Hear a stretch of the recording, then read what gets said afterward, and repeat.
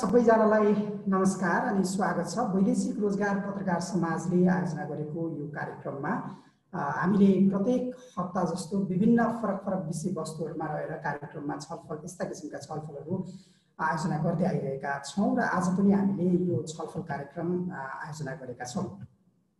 आज हामी निकै महत्त्वपूर्ण विषय डिप्रेसनको उपयोगको विषयमा आज हामी छलफल गर्दैछौँ। नेपालमा डिप्रेसनको महत्त्व निकै छ भन्ने कुरामा दुई मात्रै छैन, यहाँहरू सबैजनालाई त्यो थाहा भएकै कुरा हो। त्यो मध्येमा पनि यसको खर्च चाहिँ कसरी हुन्छ भन्ने कुरा पनि सरफेसमा हामीलाई थाहा छ, तर त्यसको डिटेलमा छलफल आज हामी गर्न गइरहेका छौँ। डिप्रेसनको उपयोग कसरी भइराखेको छ भन्ने कुरामा। त्यसका लागि आजको हाम्रो कार्यक्रममा छलफलका लागि चाहिँ नेपाल राष्ट्र बैंकका कार्यकारी निर्देशक तथा प्रवक्ता डाक्टर गुणाकर भट्ट सर हुनुहुन्छ। सरलाई स्वागत छ सर कार्यक्रममा। हजुर, यसैगरी आजको छलफलमा हामीसँग जोडिनु भएको छ माइग्रेसनको निकै लामो समयदेखि अभिभावककै रूपमा हुनुहुन्छ डाक्टर गणेश गुरुङ। गणेश सरलाई स्वागत छ सर। यसैगरी आजको हाम्रो यो कार्यक्रममा चाहिँ विन्ड्रकको हाम्रो सम्मान परियोजनाबाट सबिना म्याडमलाई पनि देखिराखेको छु। यहाँलाई पनि हार्दिक स्वागत छ आजको यो कार्यक्रममा सबिना म्याडम लगायत सम्पूर्ण यहाँ आजको यो कार्यक्रममा उपस्थित हुनुभएका सम्पूर्ण साथीहरू, सम्पूर्ण महानुभावहरूलाई हार्दिक स्वागत गर्न चाहन्छु। आजको हाम्रो कार्यक्रम अगाडिको कार्यक्रम जस्तै हामीले हाम्रो सम्मान परियोजनासँगको सहकार्यमा यो कार्यक्रमलाई अगाडि बढाइराखेका छौँ र हाम्रो सम्मान परियोजना यहाँहरूलाई थाहै छ नेपालमा चाहिँ विन्डक इन्टरनेसनलले सञ्चालन गरिरहेको छ युएसएड र डिएफआइडीको सहयोगमा। हाम्रो सम्मान कार्यक्रमसँगको सहकार्यताका लागि हामीले कार्यक्रमको सुरुवातमै उहाँहरूलाई हामी हार्दिक आभार व्यक्त गर्दछौँ। र अब कार्यक्रमलाई म ढिलो नगरिकन हामीले धेरै फ्याक्टहरू अहिले साथीहरूले प्रेजेन्टेसनमा पनि राख्नुहुन्छ।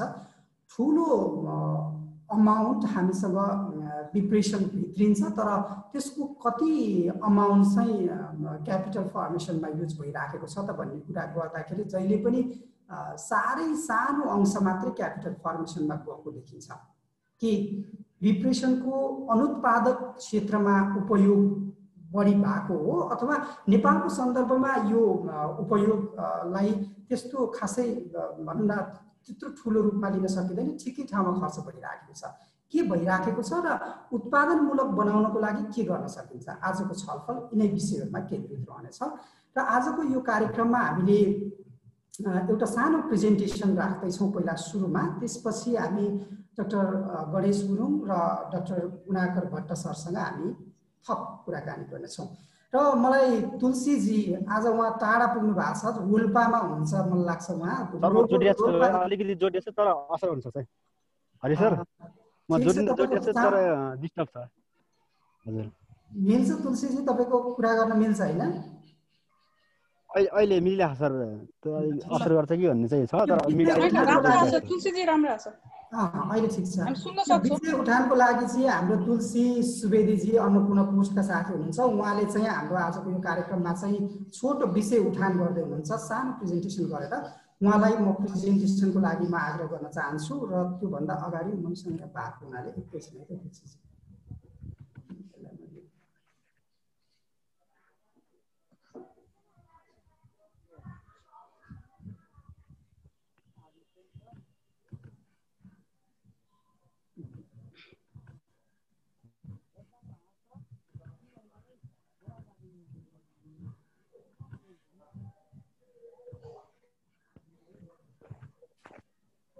मेरो देखिरहेछ यो हुँदै सर, हुँदैछ एकछिन।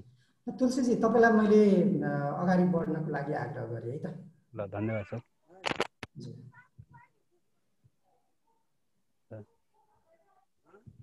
धन्यवाद। आजको यस रेमिटेन्सको डिप्रेसनको उपयोग गर्ने विषयमा आज हामी छलफल गर्दैछौँ। आज म त्यस काम विशेषले जिल्ला बाहिर भ्याली बाहिर गएको हुनाले नेटमा समस्या भइरहेको छ, तैपनि म प्रयास गर्छु। हामी वास्तवमा अहिले चाहिँ नेपालमा यो रेमिटेन्सको प्रयोग चाहिँ धेरै भइरहेको छ। विगतको तुलनामा रेमिटेन्सको उपयोग पनि बढिरहेको छ। अहिले कोरोनाको अवधिमा पनि धेरै रेमिटेन्स चाहिँ आएको छ। पहिलाको गत वर्षभन्दा लगभग 4 अर्ब मात्रै रेमिटेन्स कम भित्रिएको छ। नेपाल राष्ट्र बैङ्कको अनुसार आर्थिक वर्ष 2075-76 मा 8 खर्ब 79 अर्ब रुपियाँ विप्रेसन नेपाल भित्रिएको थियो भने गत आर्थिक वर्षमा 8 खर्ब 75 अर्ब रुपियाँ नेपाल भित्रिएको देखिन्छ। यो गत वर्षको तुलनामा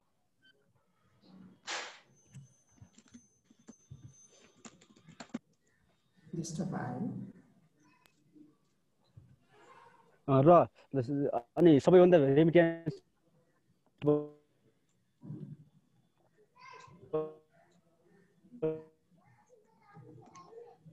चाहिँ America, Bharat, Japan, Australia, Canada र बेलायतबाट आउने गरेको छ। यो चाहिँ वैदेशिक रोजगारी मुलुकमा एकदमै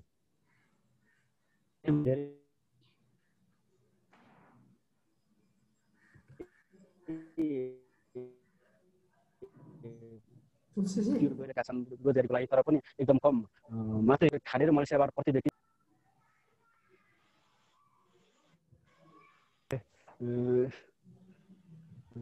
बढी खाडी र मलेसियाबाट मात्रै एकदम न्यून मात्रामा आइरहेको छ यो रेमिटेन्स चाहिँ। हामीले चाहिँ यो विदेशमा जाने सङ्ख्या पनि कम भएर पनि होला, त्यो विदेशमा एकदम थोरै रेमिटेन्स थोरै आम्दानी हुने र त्यसले चाहिँ एकदम कम आम्दानी कम मात्रै कमाइ हुने, जसले गर्दा उहाँ कमाइ हुने स्थिति पनि नभएर पनि रेमिटेन्स कमाइरहेको छ। यो गत आर्थिक वर्षको 11 महिनाको तथ्याङ्क हो। यसमा पनि अमेरिकाबाट धेरै रेमिटेन्स भित्रिएको छ र यो यी रेमिटेन्स भित्र्याउने मुख्य देशहरू हुन्। यो सबभन्दा धेरै चाहिँ अमेरिकाबाटै आएको छ, त्यसपछि भारत लगायतबाट आएको छ। र नेक्स्ट स्लाइडमा जानुहोस् न, हेरिहाल्नु सरले। अनि यो रेमिटेन्स गरिबी निवारणमा एकदम महत्त्वपूर्ण योगदान दिएको छ। विप्रेसन प्राप्त गर्न रोकिएको खण्डमा चाहिँ गरिबी निवारण 19.3%बाट 35.3%सम्म बढ्न सक्ने सरकारी अनुमान छ। यसमा के देखिन्छ भने गरिबी निवारणमा यसको महत्त्व व्यापक छ, किनभने गरिबी चाहिँ घटाउनमा यसले एकदमै भूमिका खेलेको छ। र कुल राष्ट्रिय उत्पादनसँग विप्रेसनको अनुपातको कुरा गर्दा यो कुल राष्ट्रिय आयमा लगभग 29% रेमिटेन्सको प्रयोग बढेको थियो। यो गत वर्ष 75-76 चाहिँ 25.4% थियो र यो अघिल्लो आर्थिक वर्षमा पनि त्यही हाराहारीमा छ। रेमिटेन्स एक चरण 29.6 मा पुगे पनि अहिले चाहिँ 25 मा अलिक घट्दैछ। र यसले चाहिँ के देखाउँछ भने विप्रेसन एकदमै महत्त्वपूर्ण विषय हो हुन्छ। र विप्रेसनको उपयोग चाहिँ नेपालमा अहिले दैनिक उपयोग वस्तुमा लगभग 29.9% उपयोग भइरहेको छ। र कर्जा चुक्ता यो वैदेशिक रोजगारीमा जानलाई पहिले ल्याएको चुक्ता ऋण तिर्नलाई चाहिँ 25.3% छ। र शिक्षा स्वास्थ्यमा 9.7% छ र बचत 28% भइरहेको छ। र पुँजी निर्माणमा 1.1% मात्रै छ। अन्य भनेपछि सामाजिक सेवा क्षेत्रमा चाहिँ 12% उपयोग भइरहेको छ। यो नेपाल राष्ट्र बैङ्कले आर्थिक वर्ष 2071-72 मा 16 जिल्लामा का 320 घर परिवारमा गरेको स्थलगत सर्वेक्षण र सोका आधारमा तयार पारेको अध्ययनका अनुसार प्राप्त हो। र यो त्यही नै हो। तल अनुसार यो माथिकै कुराहरू हो। यो सामाजिक क्षेत्रमा चाहिँ बढी, अन्य क्षेत्रमा चाहिँ सामाजिक विवाह व्रतबन्ध लगायतका क्षेत्रमा छ। लत्ता कपडा दैनिक उपयोगमा 9.7% छ र शिक्षा र स्वास्थ्यमा 3.5% छ। विवाह र सामाजिक कार्यमा 3% छ र घरैसी सम्पत्तिको खरिदमा प्रयोग गर्ने गरेको विप्रेसन चाहिँ देखिएको छ। र विप्रेसनको रकम 28% बचत र 1% चाहिँ उत्पादनशील क्षेत्रमा भएको छ। यसले के देखाउँछ भने एकदम जीवन परिवर्तन चाहिँ भएको छ, तर यसले चाहिँ आर्थिक छलाङ चाहिँ मार्न सकिरहेको छैन भन्ने चाहिँ देखाउँछ। र विप्रेसनको अर्को उपयोगको अर्को विफल प्रयास भनेको के हो भने रेमिटेन्स उत्पादनशील क्षेत्रमा लगाउनलाई राष्ट्र बैङ्कले यो ल्याए पनि वैदेशिक दर बचत पत्र ल्याएको थियो, तर त्यो जति जारी गरेको छ त्यसको 5% पनि उपयोग हुन सकिरहेको छैन।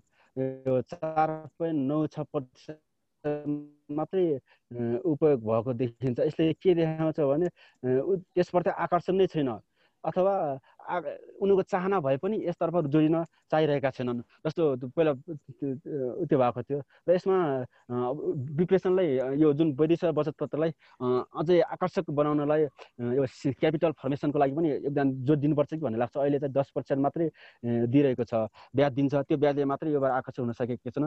र यो अर्को केही असफल विफल प्रयास पनि छ, जस्तो यो वैदेशिक रोजगारीका बाट फर्केका युवाहरूलाई उद्यमी बनाउनलाई सरकारले अभियान ल्यायो र त्यो अनुसार उनीहरूले कर्जा प्राप्त गर्न सकिरहेका छन्। गत वर्ष वैदेशिक रोजगार बोर्डले जुन वैदेशिक रोजगारबाट फर्केपछि कति व्यवसाय गर्न चाहन्छन् भन्ने देखाएको थियो। त्यो अनुसार उसले आवेदन माग्यो, आवेदन माग्दाखेरि 18,000 भन्दा बढी युवाले कर्जा प्राप्त गर्नलाई निवेदन दिएका थिए र बैङ्कबाट धेरै कमले मात्रै ऋण पाइरहेका छन्, लगभग 100 का आसपासमा मात्रै प्राप्त गरिरहेका छन्। यो एकदमै न्यून हो। यसलाई चाहिँ अब बैङ्कहरूले बढी कसरी हुन्छ, जसरी भए पनि कर्जा प्रदान गर्नलाई उपयोग गर्नुपर्छ, सरकारले राष्ट्र ब्याङ्कले अझ बढी निगरानी गर्नुपर्छ भन्ने मलाई लाग्छ। र यो क्यापिटल फर्मेसनको लागि यो जुन मैले माथि पनि कुरा गरेको छ कि यो आकर्षण देखिँदैन, 10% मात्रै ब्याजको व्यवस्थाले यो आकर्षित हुन सक्दैनन्। यसलाई चाहिँ उनीहरूले चाहिँ विदेशमै बस्दै गर्दाखेरि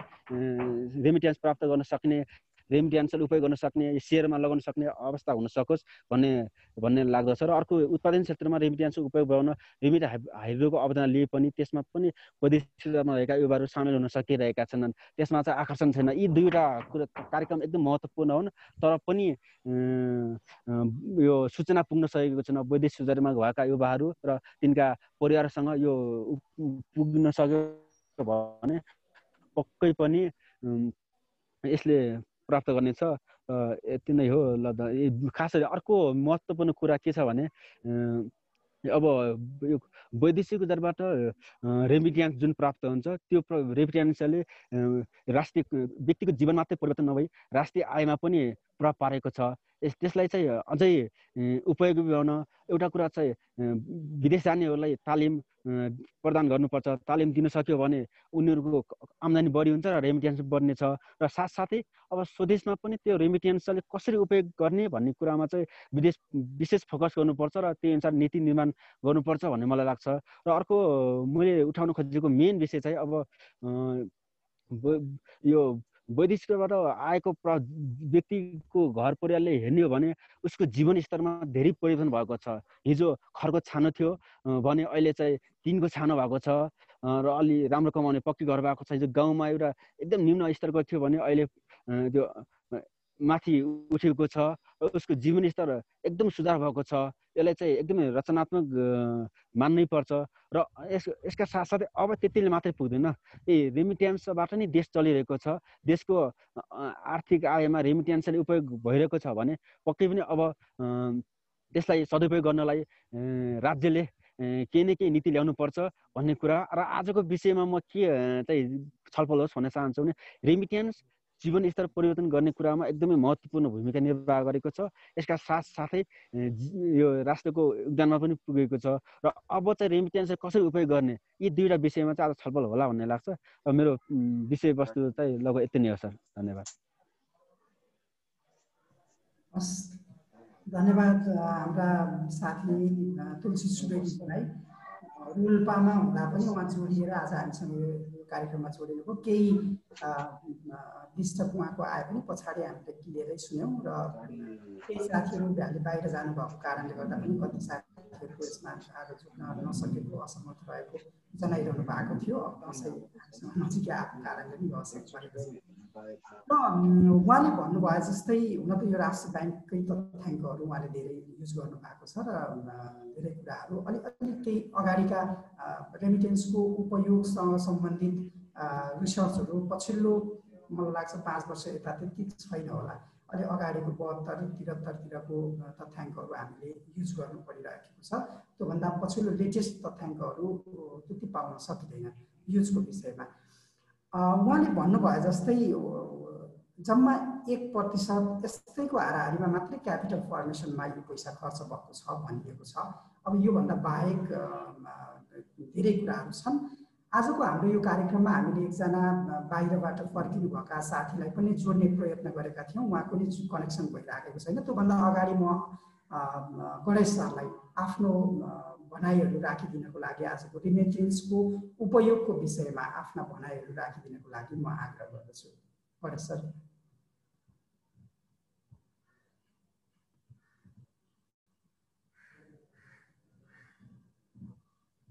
सर म्युट छ। धन्यवाद हरि।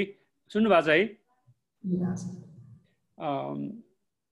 वैदेशिक रोजगार पत्रकार समाजका अध्यक्षज्यू, राष्ट्र ब्याङ्कका एक्जिक्युटिभ डाइरेक्टर डाक्टर गुणाकर भट्टज्यू र अन्य सबै सहभागी साथीहरू, आयोजक साथीहरूलाई म धन्यवाद दिन चाहन्छु। म चाहिँ नि तपाईँहरू सबै युवा, म चाहिँ भूतपूर्व युवाको पनि विचार सुन्न थाल्नुभयो। यस कारणले मलाई हाम्रो हरि थापाजीले 15 मिनट टाइम दिनुभएको छ। 15 मिनटमा म 2-4 कुराहरू राख्नेछु। नम्बर 1 त वास्तवमा हामीले 2098 सालमा मैले चाहिँ DFID को लागि एउटा अध्ययन गरेका थिएँ। त्यो बेलासम्म चाहिँ के थियो भने रेमिटेन्सको कुनै बजेटमा चाहिँ उल्लेख हुने थिएन। अनि हामी त्यो बेला के भन्थ्यौँ भने यतिका देशमा चाहिँ पैसा चाहिँ के अरे चलायमान भइराखेको छ, कहाँबाट आउँछ पैसा भन्दाखेरि हामी सोच्थ्यौँ, हिसाब गर्थ्यौँ, विचार गर्थ्यौँ। अनि खासै त्यो पर्सेन्टलाई चाहिँ के भने हामीले पत्ता लगाउन सक्थेनौँ। अनि हामी चाहिँ पशुपतिनाथले चलाएको छ भनेर हामी के भने सन्तोष लिने गर्थ्यौँ। तर 1998 मा DFID को लागि मैले गरेको अध्ययनमा यो रेमिटेन्सको चाहिँ मैले चाहिँ हुन्डीको बारेमा चाहिँ अध्ययन गरेका थिएँ। अनि त्यो बेला मैले रेमिटेन्स चाहिँ के भने 89 अर्ब चाहिँ रेमिटेन्स चाहिँ आउँछ रफली। त्यो पनि शब्द मैले जेस्टिमेसन भनेर प्रयोग गरेका थिएँ त्यो बेला। त्यो बेला राष्ट्रिय योजना आयोगले मानेन त्यसलाई। अनि पछि फेरि म अर्को एउटा डेभिड सेरेन भन्ने ब्रिटिस प्रोफेसरसँग मिलेर अध्ययन गर्दाखेरि त्यही रिजल्ट हाम्रो आएपछि अनि मेरो कुरा चाहिँ पहिला कसैले सुनेन। अनि त्यो ब्रिटिस मान्छेले भनेपछि धेरैले कुरा सुन्न लाग्यो। अनि त्यो पछि मैले एउटा शब्द निकालेको थिएँ, रेमिटोनोमिक्स। यो 1998 को कुरा गरिरहेको छु म। रेमिटोनोमिक्स भनेको रेमिटेन्स र इकोनोमिक्सलाई मैले गाँसेको, म आफै बनाएको शब्द हो। रेमिटोनोमिक्स हाम्रो देशको चाहिँ अर्थतन्त्र भनेको रेमिटोनोमिक्स हो भनेर भनेको थिएँ मैले। त्यसरी यो रेमिटोनोमिक्स मैले किन भने भनेदेखि हाम्रो GDP को इक्विभ्यालेन्ट चाहिँ 27-28% चाहिँ यसले कन्ट्रिब्युट गर्छ। जबकि हामी टुरिज्मको यत्रो ठुलो कुरा गर्छौँ, जबकि टुरिज्मले चाहिँ 3-4% भन्दा बढी कन्ट्रिब्युट गर्दैन। हाम्रो चाहिँ अहिले आएर त कृषिको भन्दा बढी कन्ट्रिब्युसन चाहिँ GDP मा चाहिँ भयो। र चाहिँ वार्षिक चाहिँ झन्डै अब यो वर्ष बाहेक 5 लाख मान्छेलाई चाहिँ रोजगार दिन्छ। त्यसो हुनाले चाहिँ रेमिटोनोमिक्स भनेर भन्थेँ म है। यसकारणले म अलिकति यो स्लाइड सेयर गर्छु है त। मैले सानो बनाएको छु।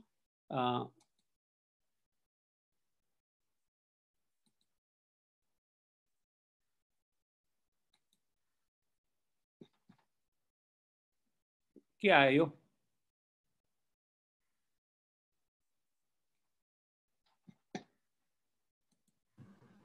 सरको कुन फाइल हो त्यसमा जानुहोस्।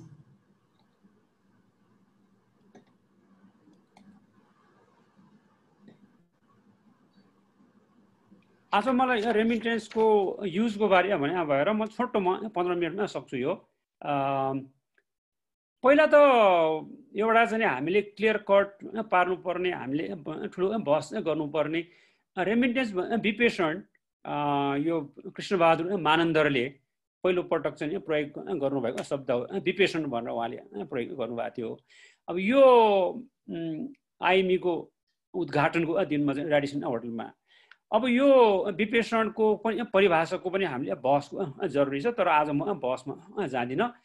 अब यो अहिले चाहिँ मलाई के भने हेर्दाखेरि के देखिन्छ भनेदेखि यो चाहिँ हाम्रो मान्छे काम गर्न जानी र रेमिटेन्सको चाहिँ मतलब के भने यस्तो चाहिँ मतलब के भने स्थिति छ। मैले छोटोमा मात्रै देखाउन लागेको यो चाहिँ के भयो अरे अब यो जानी कामदारको चाहिँ मतलब के भने यो लास्टको मैले 4 महिनाको मात्रै राखेको हुँ। अब युज अफ रेमिटेन्स अघि अन्नपूर्णको साथीले पनि भन्नुभयो अरू विभिन्न चाहिँ मतलब अध्ययनहरू छ, PhD को थेसिसहरू छ। तर यो युज अफ रेमिटेन्समा चाहिँ खास गरेर चाहिँ मतलब के भने यो नेपाल लिभिङ स्ट्यान्डर्ड सर्वे 2011 ले चाहिँ देखाएको नै हामी चाहिँ आधिकारिक मान्छौँ। किनभने अहिले चाहिँ 2000 चाहिँ मतलब के भने यो अहिले चाहिँ फेरि नेक्स्ट चाहिँ मतलब नेपाल लिभिङ स्ट्यान्डर्ड सर्वे भइराखेको छ। कोभिड नभएको भएदेखि अहिले सकिसक्थ्यो, नयाँ डाटा आउँथ्यो अनि त्यो पछि हामीलाई नयाँ कुरा हुन्थ्यो। तर त्यो नआएसम्म हामीले यो प्रयोग गर्नुपर्छ PhD को थेसिसहरूलाई छोडेर। अघि भने चाहिँ झन्डै 79% ले चाहिँ मतलब किन उपभोगमा प्रयोग गर्छ अनि ऋण तिर्ने 7.1% ले, जग्गा जमिन किन्ने चाहिँ 4.5% ले, शिक्षामा 3.5 ले अनि चाहिँ मतलब क्यापिटल फर्मेसन पुँजी निर्माणमा 2.4 ले भयो, सेभिङ चाहिँ 0.6 भयो है। अब यो तथ्याङ्क छ। यसमा चाहिँ नि हामी धेरै बहस के गर्छौँ भने रेमिटेन्स चाहिँ प्रोडक्टिभ युजमा गएन भनेर चाहिँ हामी धेरै मिडियामा हामी कमेन्ट गर्छौँ। तर मेरो तर्क के छ भने प्रोडक्टिभ युज भनेको केलाई भन्ने हो? हाम्रो न्युट्रिसनको साइकललाई हेर्ने हो भने SDG गोलमा नेपालले धेरैमा प्रगति गरेको छ। तर सबभन्दा कमजोर प्रगति नभएको विषय चाहिँ न्युट्रिसनमा हो। यो कन्जम्सन भन्नाले न्युट्रिसनमा पनि पर्न आउँछ। अनि हामीले के गर्छौँ भने हामी चाहिँ मिडियामा धेरै बस, हाम्रो इन्टेलेक्चुअलहरू बौद्धिक वर्गहरू धेरै बस के गर्छौँ भने रेमिटेन्सलाई चाहिँ मतलब के भने अघि भने जस्तै अन्नपूर्णको साथीले भने जस्तै बोन्डमा प्रयोग गर्ने, सेन्ट्रल ब्याङ्कको बोन्डमा लगाउने जो त्यति सफल हुन सकेका छैन, हाइड्रोमा लगाउने, वा चाहिँ यसो गर्नुपर्छ उसो गर्नुपर्छ भन्छ। त्योसँग म अलि असहमत छु। किनभने त्यो मान्छे जो कामदार गइरहेछ खाडी र मलेसियामा काम गर्न, त्यो मान्छेको उद्देश्य खाडी र मलेसिया गएर म काम गरेर पैसा कमाएर नेपालमा चाहिँ चाउचाउ फ्याक्ट्री खोलेर म विनोद चौधरीको चाउचाउ फ्याक्ट्रीलाई म चाहिँ डाउन पार्छु भनेर जानला होइन हो। म चाहिँ गार्मेन्ट फ्याक्ट्री खोल्छु, म होटेल खोल्छु भनेर जानला होइन हो। ऊ त केमा गएको भने आफ्नो परिवारको जीवनयापन गाह्रो भएर, खानपिनलाई नै समस्या भएर र हाम्रो चाहिँ माइग्रेन्टहरू जानेहरूको चाहिँ विशेषता वा क्यारेक्टरिस्टिक्स हेर्ने भयो भने मिडल इन्कम ग्रुपको मान्छे होइन जाने, लोवर मिडल क्लासको मान्छेहरू जान्छन्। तिनीहरूलाई चाहिँ के छ भने आफ्नो खानपिन अघि भने जस्तै चाहिँ मतलब के भने टिनको छाना लगाउने, के पानी चाहिँ पनेरामा भर नगइकन बरु पाइप ल्याउने, त्यो कुरामै बढी इम्पोर्टेन्ट हो उसलाई भने हामी चाहिँ उसको खल्तीको पैसालाई हामी के गरिरहेछौँ भने यसो गर्न हुन्न, उसले यसो गर्न हुन्छ, यसमा खर्च गर भनेर हामी सिकाइरहेछौँ। तर उसको आवश्यकता चाहिँ मतलब के छ, खानपिनमै छ, कन्जम्सनमै छ। उसको के चाहिँ उसलाई हामी नखाइकन फ्याक्ट्री खोला भन्ने, नखाइकन उसलाई चाहिँ मतलब के भने हामी नखाइकन जग्गा नकिनिकन ऋण नतिरिकन तिमी चाहिँ मतलब के बचाएर तिमी चाहिँ मतलब के भने उत्पादनशील कुरामा लगाऊ, क्यापिटल फर्मेसनमा लगाऊ भन्यो भने उसको प्राथमिकताको चाहिँ मतलब के भने लेभल 1 मा परेन त्यो चाहिँ नि। तर यदि चाहिँ मतलब के भने त्यो मानिस चाहिँ मतलब के भने पहिलो 3 वर्षमा उसले ऋण तिर्छ होला, कन्जम्सनमा खर्च गर्छ होला, सायद अर्को दोस्रो तेस्रो जाँदाखेरि उसले क्यापिटल फर्मेसन भन्दा पनि प्रपर्टी उसले जग्गा जमिन किन्नमा अन्य चाहिँ मतलब के भने प्रपर्टी क्यापिटल फर्मेसनमा जान्छ होला। त्यस कारणले हामीले के हेर्नु पर्यो भने त्यो वैदेशिक रोजगारमा जाने मान्छेको पनि लेन्थ अफ स्टेको चाहिँ मतलब के भने फ्याक्टरले बढी काम गर्छ। ऊ चाहिँ 7, 8, 9, 10 वर्ष बसेकोले उसले चाहिँ जग्गामा लगानी गर्छ, घरमा लगानी गर्छ, त्यो पछि उसले आफ्नो भाइ बहिनीलाई विदेश लानेमा खर्च गर्छ। त्यो पनि भइसकेपछि उसले चाहिँ अनि मतलब के भने क्यापिटल फर्मेसन उसले चाहिँ प्रोडक्टिभ सेक्टरमा लागू गर्छ। किनभने उसको प्राथमिकता नै चाहिँ मतलब के भने उसको प्राथमिकताको लेभल 1, 2, 3, 4, 5 चाहिँ त्यस्तो गरेर हाम्रो फोकस ग्रुप डिस्कसनहरूले देखाएको छ। त्यस कारणले उसको प्राथमिकता अनुसारको ऊ लगानी छ। एन्ड ही और she is more smarter than us. किनभने उसको प्राथमिकता उसलाई थाहा छ, हामीलाई थाहा छैन। र अर्को कुरा के पनि हो भने अब हामीले यो डिजाइन नेपालको वैदेशिक रोजगारको प्री डिपार्चर सिस्टममा डिजाइनमा रङ छ। यो कहाँ युज गर्ने भन्ने कुरा चाहिँ नि श्रीलङ्कामा भन्नुहुन्छ भने वैदेशिक रोजगारमा जाने बेलामा उसलाई ब्रिफकेस लिएर आएर मान्छेहरूले तपाईहरु त्यहीबाट हाम्रो यो खातामा पैसा हाल्न सक्नुहुन्छ, तपाई अपार्टमेन्ट किन्न सक्नुहुन्छ, तपाई ब्याङ्कको शेयर किन्न सक्नुहुन्छ, तपाई चाहिँ गार्मेन्टको शेयर किन्न सक्नुहुन्छ, तपाई चाहिँ दुईटा खाता खोल्नुहोस्, तपाईको श्रीमतीको लागि एउटा खाता खोल्नुहोस्। त्यो चाहिँ मतलब के भने तपाई घर खर्च भयो, तर त्यसको केही पर्सेन्ट तपाईले शेयरमा हाल्नुहोस् वा यो गर्नुहोस् भनेर उसलाई थुप्रै अप्सनहरु प्री डिपार्चरमा सिकाउँछ। हाम्रो के छ, हाम्रो चाहिँ मतलब के भने 2 दिने वा 12 घण्टे प्री डिपार्चर सिस्टम छ। त्यसमा चाहिँ मतलब एचआईभी एड्स के करिकुलम छ, त्यतिकै सक्दिन्छौँ हामी। त्यसकारणले जानु अगाडि उसलाई जुन प्री डिपार्चरको हाम्रो चाहिँ ओरिएन्टेसन हो त्यो हाम्रो फल्टी छ। यो युज अफ रेमिटेन्ससँग डाइरेक्टली रिलेट त्यसमा छ। अब यो यस कारणले चाहिँ मतलब के भने युज अफ रेमिटेन्सको कारणले बरु हामीले चाहिँ क्यापिटल फर्मेसन भएन, प्रोडक्टिभ युज भएन भन्नुभन्दा बरु हामीले चाहिँ मतलब के भने 2000 यो टेबलले मैले के देखाउन खोजेको भने 2003-04 भनेको झन्डै 1996 मा चाहिँ मतलब के भने यो बेला चाहिँ मतलब के भने 1996 मा चाहिँ मतलब के भने जब चाहिँ नेपाल स्ट्यान्डर्ड लिभिङ सर्वे भयो, त्यो पछि 2000 यो चाहिँ मतलब के भने 5 मा चाहिँ मतलब दोस्रो चाहिँ मतलब के भने राउन्डको सर्वेको रिजल्ट आयो। त्यो भनेको ठ्याक्कै चाहिँ माओवादी जनयुद्धको झन्डै कालको चाहिँ मतलब के भने पिरियड थियो। 96 मा चाहिँ मतलब के भने माओवादी जनयुद्ध सुरु भयो। 93-04 मा चाहिँ यो चाहिँ अध्ययन गरिएको थियो र 1906 मा चाहिँ माओवादीको शान्ति वार्ता भयो। त्यो पिरियड भनेको हाम्रो कार्पेट थिएन, गार्मेन्ट थिएन, पस्मिना थिएन, टुरिज्म थिएन, केही थिएन। तर त्यो बेला पनि 42% को चाहिँ गरिबीबाट हाम्रो 31% झर्यो। झन् 2010-11 मा त्यही सर्वे गर्दाखेरि 25 मा झर्यो। अब चाहिँ मतलब के भने हामी के गरिरहेका छौँ मतलब चाहिँ मतलब 2018 तिर त राष्ट्रिय योजना आयोगले गरिबीको दर चाहिँ झन्डै 19-20 मा झर्यो भनिरहेका छौँ। अब चाहिँ अर्को सर्वेमा त हाम्रो त्यही चाहिँ मतलब 18-19 तिर झर्ने हामी चाहिँ सोचिरहेका छौँ। यस कारणले प्रोडक्टिभ युज भयो कि भएन भन्दा पनि गरिबीको रेखामुनि बस्ने मान्छे घट्यो कि घटेन भन्ने इम्पोर्टेन्ट कुरा हो। किनभने म फेरि एकचोटि दोहोऱ्याउँछु, यो झन्डै चाहिँ मतलब के भने तपाईको चाहिँ मतलब के भने एक दिनमा मतलब के भने 1200 मान्छे जाने र त्यो 1200 मान्छे जाने मान्छेले एक दिनमा 2 अर्ब 40 करोड पैसा हरेक दिन पठाउँछ। त्यो भनेको कोभिड लाग्नुभन्दा पहिला कुरा गरिरहेको छु म, होइन?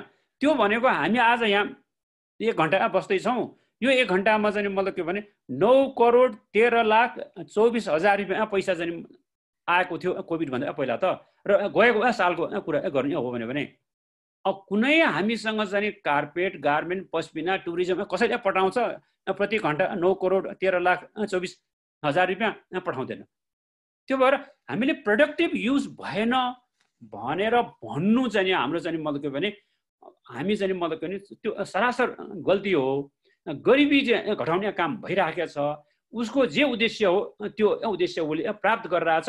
यो हाम्रो मनोकल्पनाले हामीले चाहिँ त्यो वैदेशिक रोजगारमा जाने युवाहरूलाई हामी गाली गरिरहेछौँ भन्ने मलाई लाग्छ।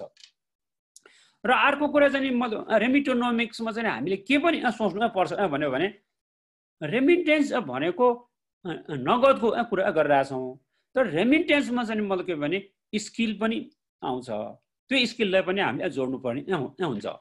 यस कारणले चाहिँ मतलब के भने अब सर र म के कुराहरू भन्छु, यो चाहिँ मतलब के भने हाम्रो चाहिँ रेमिटेन्सको लागत चाहिँ मतलब के भने यस्तो छ, सबभन्दा बढी चाहिँ मतलब के भने अमेरिकाबाट पठाउँदाखेरि 5.4% चाहिँ मतलब खर्च हुन्छ। अब त्यस्तै गरेर चाहिँ मतलब के भने साउदी अरेबियाबाट पठाउँदाखेरि 4.6 खर्च हुन्छ, कतारबाट 4.3 र सबभन्दा सस्तो चाहिँ मतलब के भने $200 पठायो भने 3.4% खर्च हुन्छ। यो चाहिँ मतलब के भने हामीले यसमा घटाउनु पर्छ। बरु हामीले चाहिँ यसमा घटाउन सक्यो भने हाम्रो चाहिँ मतलब के भने हाम्रो चाहिँ मतलब के अरे प्रगति हुन्छ भन्ने मलाई लाग्छ। अब चाहिँ मतलब के भने 75 मा चाहिँ मतलब के भने हामीले सबभन्दा रेमिटेन्सको सबभन्दा क्याटेगोरी स्ट्राटिफिकेसन गरेर हेऱ्यौँ भने सबैभन्दा गरिबहरू जाने भनेको चाहिँ हिन्दुस्तान हो।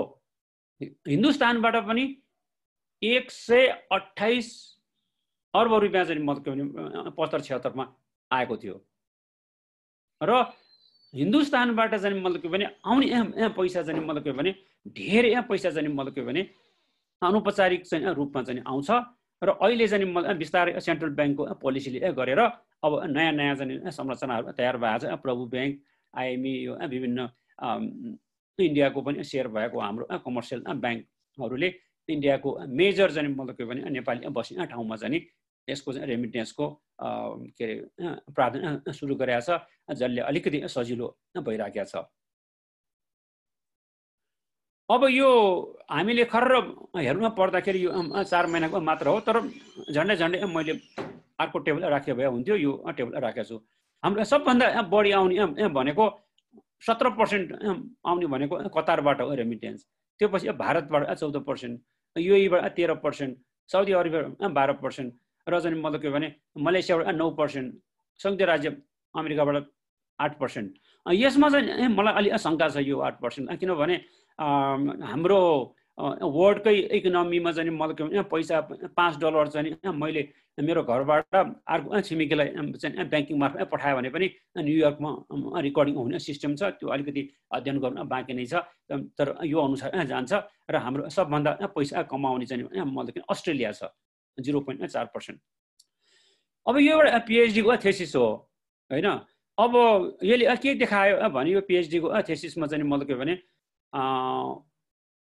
हेल्थमा खर्च गर्ने चाहिँ मतलब के भने यो चाहिँ मतलब के भने नन रेमिटेन्स प्राप्त गर्ने घरधुरीले पनि बढी चाहिँ खर्च गरिराखेको चाहिँ देखाउँछ।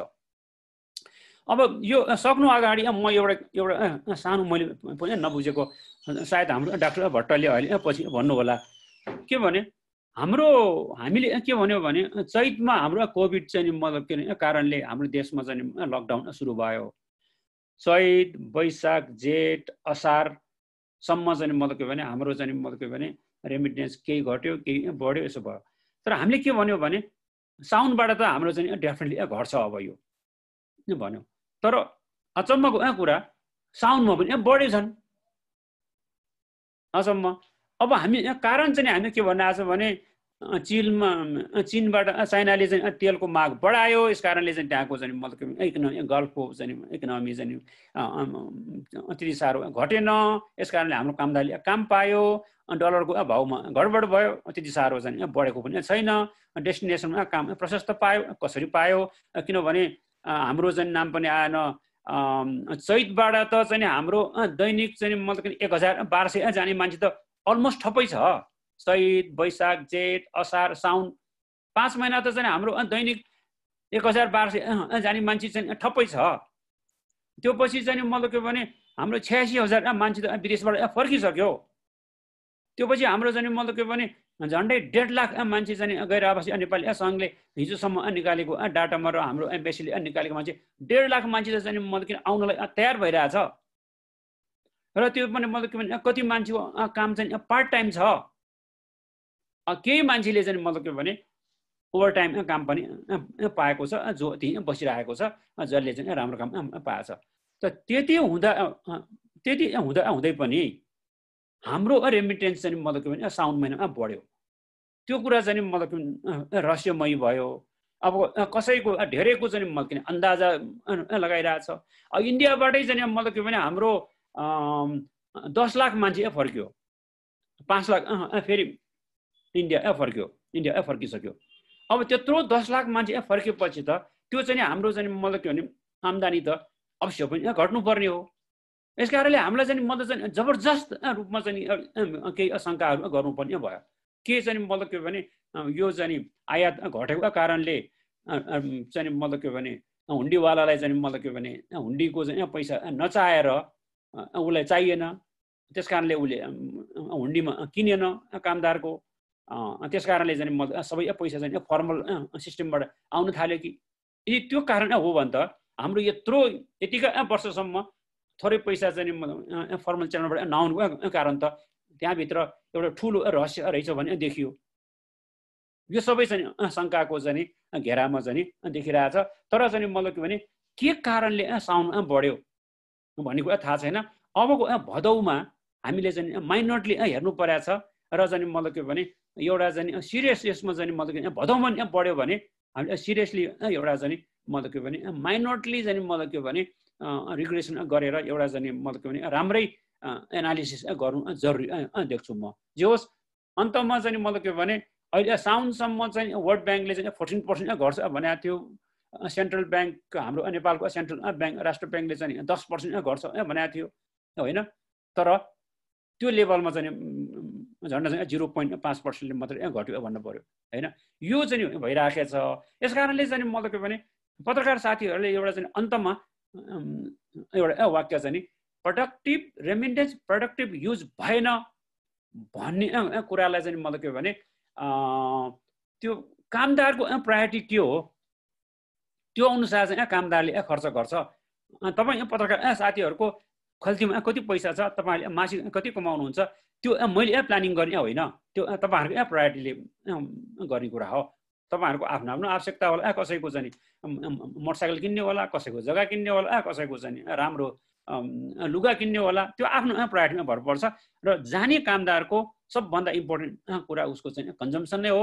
त्यो पछि उसको लोन रिपेमेन्ट हो। र हामीले फोकस ग्रुप डिस्कसनहरू गर्दाखेरि उसको चाहिँ नि उसले नम्बर 1 चाहिँ मैले चाहिँ मतलब के भने मैले लोन रिपेमेन्ट ब्याज लाग्ने वा नलाग्ने दुवै जे भए तापनि मैले तिर्ने चाहिँ मतलब पहिलो प्राथमिकता ऋण तिर्ने हो भन्छ उसले।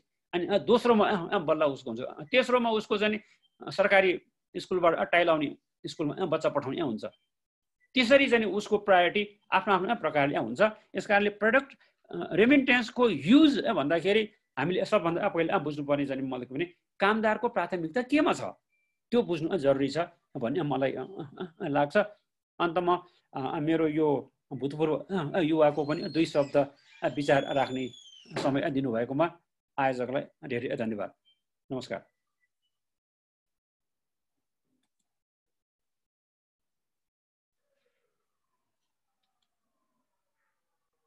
मैले सकेँ है।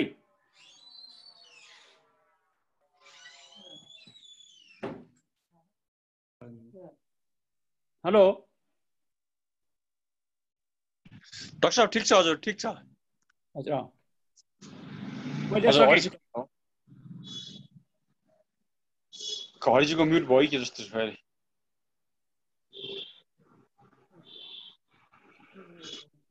अब ठिक छ डाक्टर साहब। ल डाक्टर साहबलाई धेरै धेरै धन्यवाद डाक्टर साहब। अब फेरि पनि हामी एकछिनमा फेरि डिस्कस गरौँ। हाम्रो केही क्वेसनहरू छ, क्वेसन सोधौँ डाक्टर साहब। अब म यही बिचमा डाक्टर गुणाकर भट्ट जो चाहिँ राष्ट्र ब्याङ्कको रिसर्च डिपार्टमेन्ट चिफ पनि हुनुहुन्छ, डाक्टर साहब गुणाकर भट्ट, अब म उहाँलाई चाहिँ यही बारेमा बोल्न आग्रह गर्छु डाक्टर साहब। धन्यवाद रुद्रजी। यो समसामयिक विषयमा राम्रो कार्यक्रम आयोजना गर्नुभएको छ। वैदेशिक रोजगार पत्रकार समाजका मित्रहरू, आदरणीय डाक्टर गणेश गुरुङज्यू जसले यो विषयमा लामो विज्ञता हासिल गर्नुभएको छ, लामो अध्ययन गर्नुभएको छ, यो आज रेमिट्यान्सको उपयोगको विषयमा जुन बहस चलाउन खोज्नु भएको छ, यसले चाहिँ फेरि हामी रेमिट्यान्सका स्रोतहरू, रेमिट्यान्सका उपयोगका पक्षहरू, यसका सोर्सेज एन्ड युजेजको विषयमा थप छलफल गर्ने, थप बजारमा उठिरहेका जिज्ञासाहरूलाई पनि केही सम्बोधन गर्ने र future orientation of the economy के हुन्छ त, अर्थतन्त्रलाई कतातिर लाने भन्ने विषयमा पनि यसले एउटा चाहिँ मार्गदर्शन गर्छ जस्तो लाग्छ मलाई। अब यो नेपालको सन्दर्भमा भन्नुभन्दा पहिले रेमिट्यान्सको कुरो अथवा लेबर माइग्रेसनको कुरो 1990 देखि संसारभरि नै व्यापक रूपमा बढ्दै गएको विषय हो। जुन हिसाबबाट 1990 मा संसार चाहिँ लिबरल इकोनोमिक फ्रेमवर्कमा डेमोक्राटाइजेसनमा अगाडि बढ्न थाल्यो, त्यो सँगसँगै चाहिँ नि क्यापिटलको फ्री फ्लो, लेबरको फ्री फ्लो र टेक्नोलोजीको फ्री फ्लो, यी तीनटा कुराहरूको फ्री फ्लो चाहिँ सँगसँगै 1990 मा अगाडि बढेको देखिन्छ। नेपालको सन्दर्भमा पनि हामी 1983-84 अथवा 40 को दशकको सुरुमा नेपालमा जुन हिसाबबाट यो शोधनान्तर सङ्कटमा हामी गयौँ, ब्यालेन्स अफ पेमेन्ट्स क्राइसिसमा गयौँ, त्यसपछि विभिन्न किसिमका लिबरल इकोनोमिक फ्रेमवर्कका मोडलहरू, लिबरल इकोनोमिक फ्रेमवर्कका लागि आवश्यक पर्ने इन्स्टिट्युसनहरू डेभलप गर्न हामी लाग्यौँ र त्यो क्रममा वैदेशिक रोजगारी सम्बन्धी ऐन 2042 मा नेपालमा आएको देखिन्छ। र त्यो ऐन आइसकेपछि त्यति धेरै आउटफ्लो अफ द माइग्रेन्ट्स त देखिँदैन, लेबर फोर्सको त देखिँदैन। जब हामीले 2048 सालमा 8औं पञ्चवर्षीय योजना 2049 देखि 2054 सम्मका लागि जारी गर्यौँ, त्यसले चाहिँ पहिलो पटक योजनामै वैदेशिक रोजगारीलाई, विप्रेषणलाई एउटा महत्त्वपूर्ण हिस्साको रूपमा, अर्थतन्त्रका लागि एउटा महत्त्वपूर्ण पिलरको रूपमा त्यसलाई उल्लेख गर्यो। त्यसपछि गएर 2054 फागुन 1 गते यो जिल्ला प्रशासन कार्यालयहरूबाट राहदानी उपलब्ध गराउने जुन व्यवस्था गरियो, त्यसले थप चाहिँ सहजीकरण गर्यो वैदेशिक रोजगारीमा जाने मान्छेहरूलाई। अब हाम्रो नेपालको कन्टेक्स्टमा यसका 2-3 वटा आयाम हामीले हेर्नुपर्ने हुन्छ। सन् 90 को दशकमा नेपालमा यो लिबरल इकोनोमी, डेमोक्राटाइजेसनको प्रोसेस सँगसँगै हामीले चाहिँ रिसोर्स ग्यापलाई कसरी मिट गरिरहेको छौँ त, इकोनोमिक डेभलपमेन्टका लागि, क्यापिटल फर्मेसनका लागि रिसोर्सको जुन ग्याप थियो, त्यो ग्यापलाई ठुलो हिस्सा चाहिँ त्यसको एक्सटर्नल डेटबाट हामीले, वैदेशिक ऋणबाट त्यसलाई मिट गरिरहेको थियौँ र करिबन हाम्रो कुल राष्ट्र उत्पादनको 60% पनि हाम्रो वैदेशिक ऋण पुगेको देखिन्छ त्यति बेला। र यो 2005-06 मा आइसकेपछि अथवा 62-63 को आन्दोलनपछि फेरि नेपालबाट बाहिर जाने प्रवृत्ति मान्छेहरूको बढ्यो र त्यसपछि गएर हेर्नुहुन्छ भने करिबन विगत 10 वर्षमा नेपालमा remittance as percentage of GDP 25% रहेको देखिन्छ। र रिसोर्सको मिट चाहिँ पहिले हामीले एक्सटर्नल बोरोइङ गरिकन गरेर हुन्थ्यो भने पछिल्लो समय त्यो चाहे फाइनान्सियल रिसोर्स होस्, चाहे त्यो फिस्कल रिसोर्स होस्, राज्यलाई जुट्ने यो रेभेन्यूको आधार, त्यसै गरिकन ब्याङ्किङ क्षेत्रलाई आवश्यक पर्ने तरलताको आधार रेमिट्यान्सबाट सिर्जना भएको देखिन्छ। 1998 को तथ्याङ्क हेर्ने हो भने जम्मा 7000 मान्छे बाहिर गएका देखिन्छन् र त्यति बेला remittance as percentage of GDP 2% मात्रै देखिन्छ भने अहिले त्यो निकै ठुलो चेन्ज भयो। विगत 5-7 वर्षमा 4 लाखदेखि 5 लाखसम्म मान्छे बाहिर जाने एउटा ट्रेन्ड सुरु भयो। यो 1-2 वर्षलाई छोड्ने हो भने त्यसै गरिकन 10 वर्षको हाम्रो रेमिट्यान्स कुल राष्ट्र उत्पादनको औसतमा 25% रहन पुग्यो। अब रेमिट्यान्सको हाम्रो उपयोग हाम्रो सन्दर्भमा हामीले कसरी गरिरहेछौँ अथवा हामीलाई चाहिँ अघि डाक्टर गुरुङले धेरै कुराहरू ल्याइसक्नु भएको छ र त्यो कुराहरूलाई चाहिँ अलिकति अर्को ढङ्गले मात्रै म राख्दैछु। उहाँको कुरामा म धेरै हदसम्म सहमत छु, त्यसमा चाहिँ असहमत हुने ठाउँ देख्दिनँ कि रेमिट्यान्सले नेपालको अर्थतन्त्रमा 3-4 वटा किसिमबाट, यसका 3-4 वटा आयाम छन्, 3-4 किसिमबाट हामीलाई चाहिँ सपोर्ट गरिरहेछ। खालि हामीले प्रोडक्टिभ युज भनिकन इन्भेस्टमेन्टमा अथवा क्यापिटल फर्मेसनमा कसरी भइरहेछ भन्ने कुरा अप्रत्यक्ष रूपमा हेर्नुपर्छ। हाम्रो नेसनल सेभिङ बढिरहेछ र करेन्ट अकाउन्ट डेफिसिट चाहिँ केही बिचको 2066 देखि 2073 सम्म हेर्ने हो भने करेन्ट अकाउन्ट डेफिसिटलाई म्यानेज गर्ने पनि ठुलो महत्त्वपूर्ण आधारको रूपमा रेमिट्यान्स रहेको देखिन्छ। त्यसैले अर्थतन्त्रमा आवश्यक पर्ने जुन यो फाइनेन्सिङ छ, त्यो फाइनेन्सिङको निडलाई मिट गर्ने महत्त्वपूर्ण काम चाहिँ यो रेमिट्यान्सले गरिरहेको थियो र अहिले पनि बैंक तथा वित्तीय संस्थाहरूको तरलताको मुख्य आधार नै रेमिट्यान्स छ। यदि रेमिट्यान्स घट्न जाने हो भने फेरि ब्याङ्किङ क्षेत्रमा रिसोर्स क्रन्च हुने अथवा ब्याङ्किङ क्षेत्रमा लिक्विडिटी दबावमा पर्ने, क्रेडिट क्रन्चको अवस्था आउन सक्ने त्यो देखिन्छ। र यसरी चाहिँ एउटा महत्त्वपूर्ण कुरो रेमिट्यान्सले अहिले गरिरहेको के हो त अर्थतन्त्रमा भनेर भन्दा हाम्रो ब्यालेन्स अफ पेमेन्ट्सलाई फेभरेबल बनाउनका लागि ब्यालेन्स अफ पेमेन्ट्सलाई सरप्लसमा राख्ने हेल्प गरिरहेको, ब्याङ्किङ क्षेत्रमा तरलता व्यवस्थापन गर्न मद्दत पुर्याइरहेको, ब्याङ्किङ क्षेत्रले जुन हिसाबबाट कर्जा विस्तार गर्यो अनप्रेसिडेन्टेड हिसाबबाट यो 3-4 वर्षमा 4-5 वर्षमा नेपालको ब्याङ्किङ क्षेत्रले कर्जा विस्तार गरेको देखिन्छ र यो कुल ग्राहक उत्पादनको 60%बाट एकैचोटि अहिले चाहिँ 85% निजी क्षेत्रमा गएको कर्जा देखिन्छ 4-5 वर्षमा मात्रै। अब्सोल्युट अमाउन्टमा हेर्दाखेरि पनि 5 वर्ष अगाडि 14 खर्बको हाराहारीमा निजी क्षेत्रमा गएको कर्जा थियो भने अहिले त्यो कर्जा चाहिँ 32-33 खर्ब पुगेको छ र यसरी कर्जा विस्तारमा अर्थतन्त्रमा महत्त्वपूर्ण भूमिका रेमिट्यान्सले खेलिरहेको छ। त्यसैले रेमिट्यान्सले एउटा एक्सटर्नल फाइनान्सिङ निडलाई मिट गर्ने काम गर्यो, हाम्रो करेन्ट अकाउन्टलाई म्यानेज गरेर। यदि रेमिट्यान्स नआउने हो भने हाम्रो करेन्ट अकाउन्ट डेफिसिट कहाँ पुग्छ हामी कल्पना नै गर्न सक्दैनौँ। अनि त्यति बेला चाहिँ हामीले अन्तर्राष्ट्रिय मुद्राकोष लगायतका ठुला दाताहरूको सहयोग माग्नुपर्ने शर्तहरू पनि पालना गर्नुपर्ने हुन्छ। र अर्को ब्यालेन्स अफ पेमेन्ट्सलाई ओभरअलमा म्यानेज गर्नका लागि पनि यसले महत्त्वपूर्ण योगदान पुर्यायो। त्यसै गरिकन ब्याङ्किङ क्षेत्रको साधन परिचालनमा यो म्याक्रो लेभलमा भयो।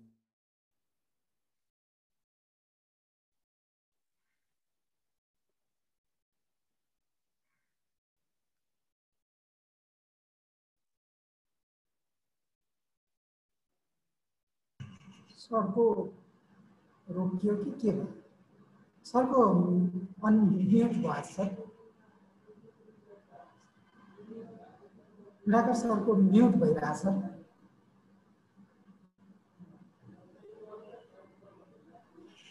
सरको फोन आयो कि?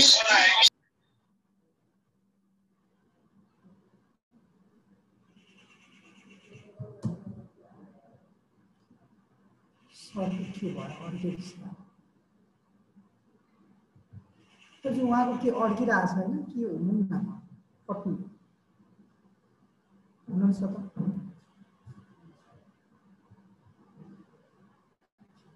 सरले अनम्युट गर्नु पर्यो सर, अघि बिचमा रोकियो सर। हजुर होइन मैले यो के टेक्निकल प्रब्लम आयो क्या? हजुर सर अहिले सुनिएको छ सर। यो डिस्कनेक्ट चाहिँ तपाईँहरूको तिरबाट भयो कि मेरो तर्फबाट भयो? तपाईँहरू लाइनमै हुनुहुन्थ्यो। अब यो त्यसैले उद्यमशीलता विकास गर्नमा कन्सम्सनमा हाम्रो कुल ग्राहक उत्पादनको ठुलो हिस्सा कन्सम्सन छ र त्यो उपभोगमा पनि रेमिट्यान्सले महत्त्वपूर्ण भूमिका खेलेको छ। त्यसले व्यक्तिको लाइफ स्ट्यान्डर्डलाई माथि लानका लागि शिक्षा स्वास्थ्यमा भएका लगानी, त्यसै गरिकन उद्यमशीलता विकास गर्ने, बाहिर कामबाट फर्केर आइसकेपछि पनि नेपालमा केही गरौँ भन्ने र यो चाहिँ जुन अवसर यसले रेमिट्यान्सले दिएको अथवा लेबर माइग्रेसनले अथवा फ्री मुभमेन्ट अफ द लेबरले दिएको। तेस्रो पक्ष के हो त भनेर भन्दाखेरि हाम्रो अर्थतन्त्रलाई आधुनिकीकरण गर्ने, अर्बनाइजेसनमा एउटा महत्त्वपूर्ण जुन अर्बनाइजेसन बढिरहेछ अहिले चाहिँ त्यसमा पनि यसले भूमिका खेलिरहेछ। अब अर्बनाइजेसनको प्लस कन्स दुइटै हुनसक्छ, राम्रो पक्ष त्यसको नराम्रो पक्ष दुइटै हुनसक्छ। तर कुनै हदसम्म चाहिँ व्यक्तिको लिभिङ स्ट्यान्डर्ड माथि पुर्याउने, त्यसै गर्न इन्टरनेसनल चाहिँ हिसाबबाट मेन स्ट्रिममा आउने जस्तो हामी डिजिटाइजेसनमा जाने, मोबाइल प्रयोग गर्ने, हरेक घरमा अहिले मोबाइल छ र त्यसमा महत्त्वपूर्ण योगदान अहिले रेमिट्यान्सको छ। हरेक घर चाहिँ विश्वसित जोडिएको छ, कुनै न कुनै हिसाबबाट हामीले चाहिँ ग्लोबल इकोनोमी अथवा ग्लोबल चाहिँ मार्केटसित हामी आबद्ध भएका छौँ। संसारको एउटा कुनामा के भइरहेछ भन्ने कुरो मोबाइलबाट हेर्न पाइरहेछौँ र त्यसमा रेमिट्यान्सको योगदान देखिन्छ। त्यसले रेमिट्यान्सले माइक्रो लेभलमा पनि सपोर्ट पुर्याएको छ। हामीले चाहिँ हेल्थ सेक्टरका इन्डिकेटर हेर्छौँ, एजुकेसन सेक्टरका इन्डिकेटर हेर्छौँ भने पनि त्यसमा चाहिँ महत्त्वपूर्ण योगदान पुर्याइरहेको छ।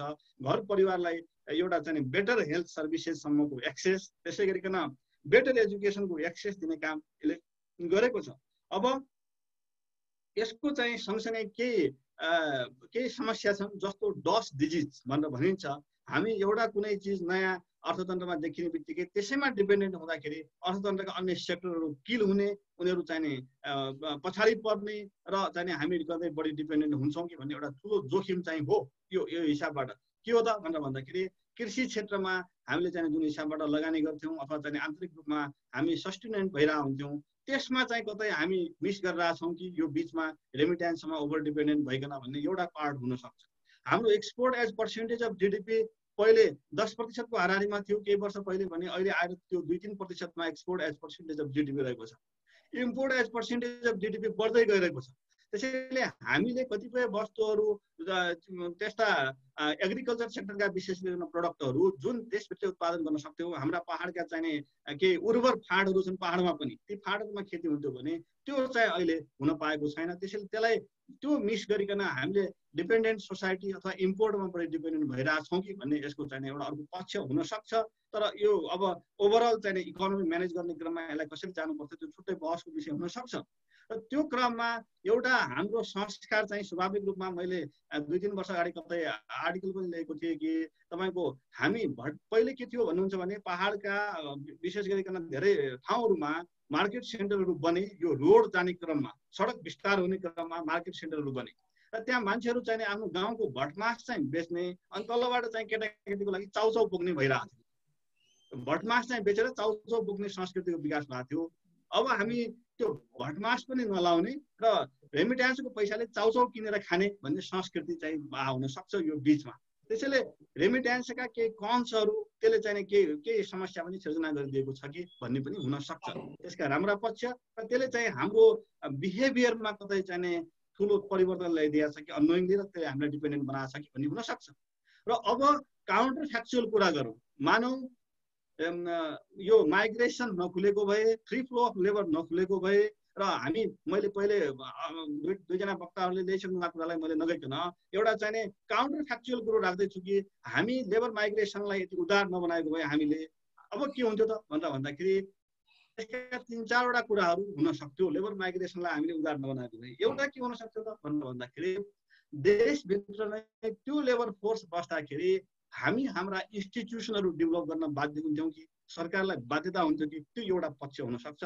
हामी बेटर इन्स्टिट्युसन क्रिएट गर्ने, बेटर गभर्नेन्स बनाउने एउटा बाध्यता सिर्जना हुन सक्थ्यो किनकि त्यो लेबर फोर्सलाई कतै न कतै रिटेन गर्नु पर्थ्यो।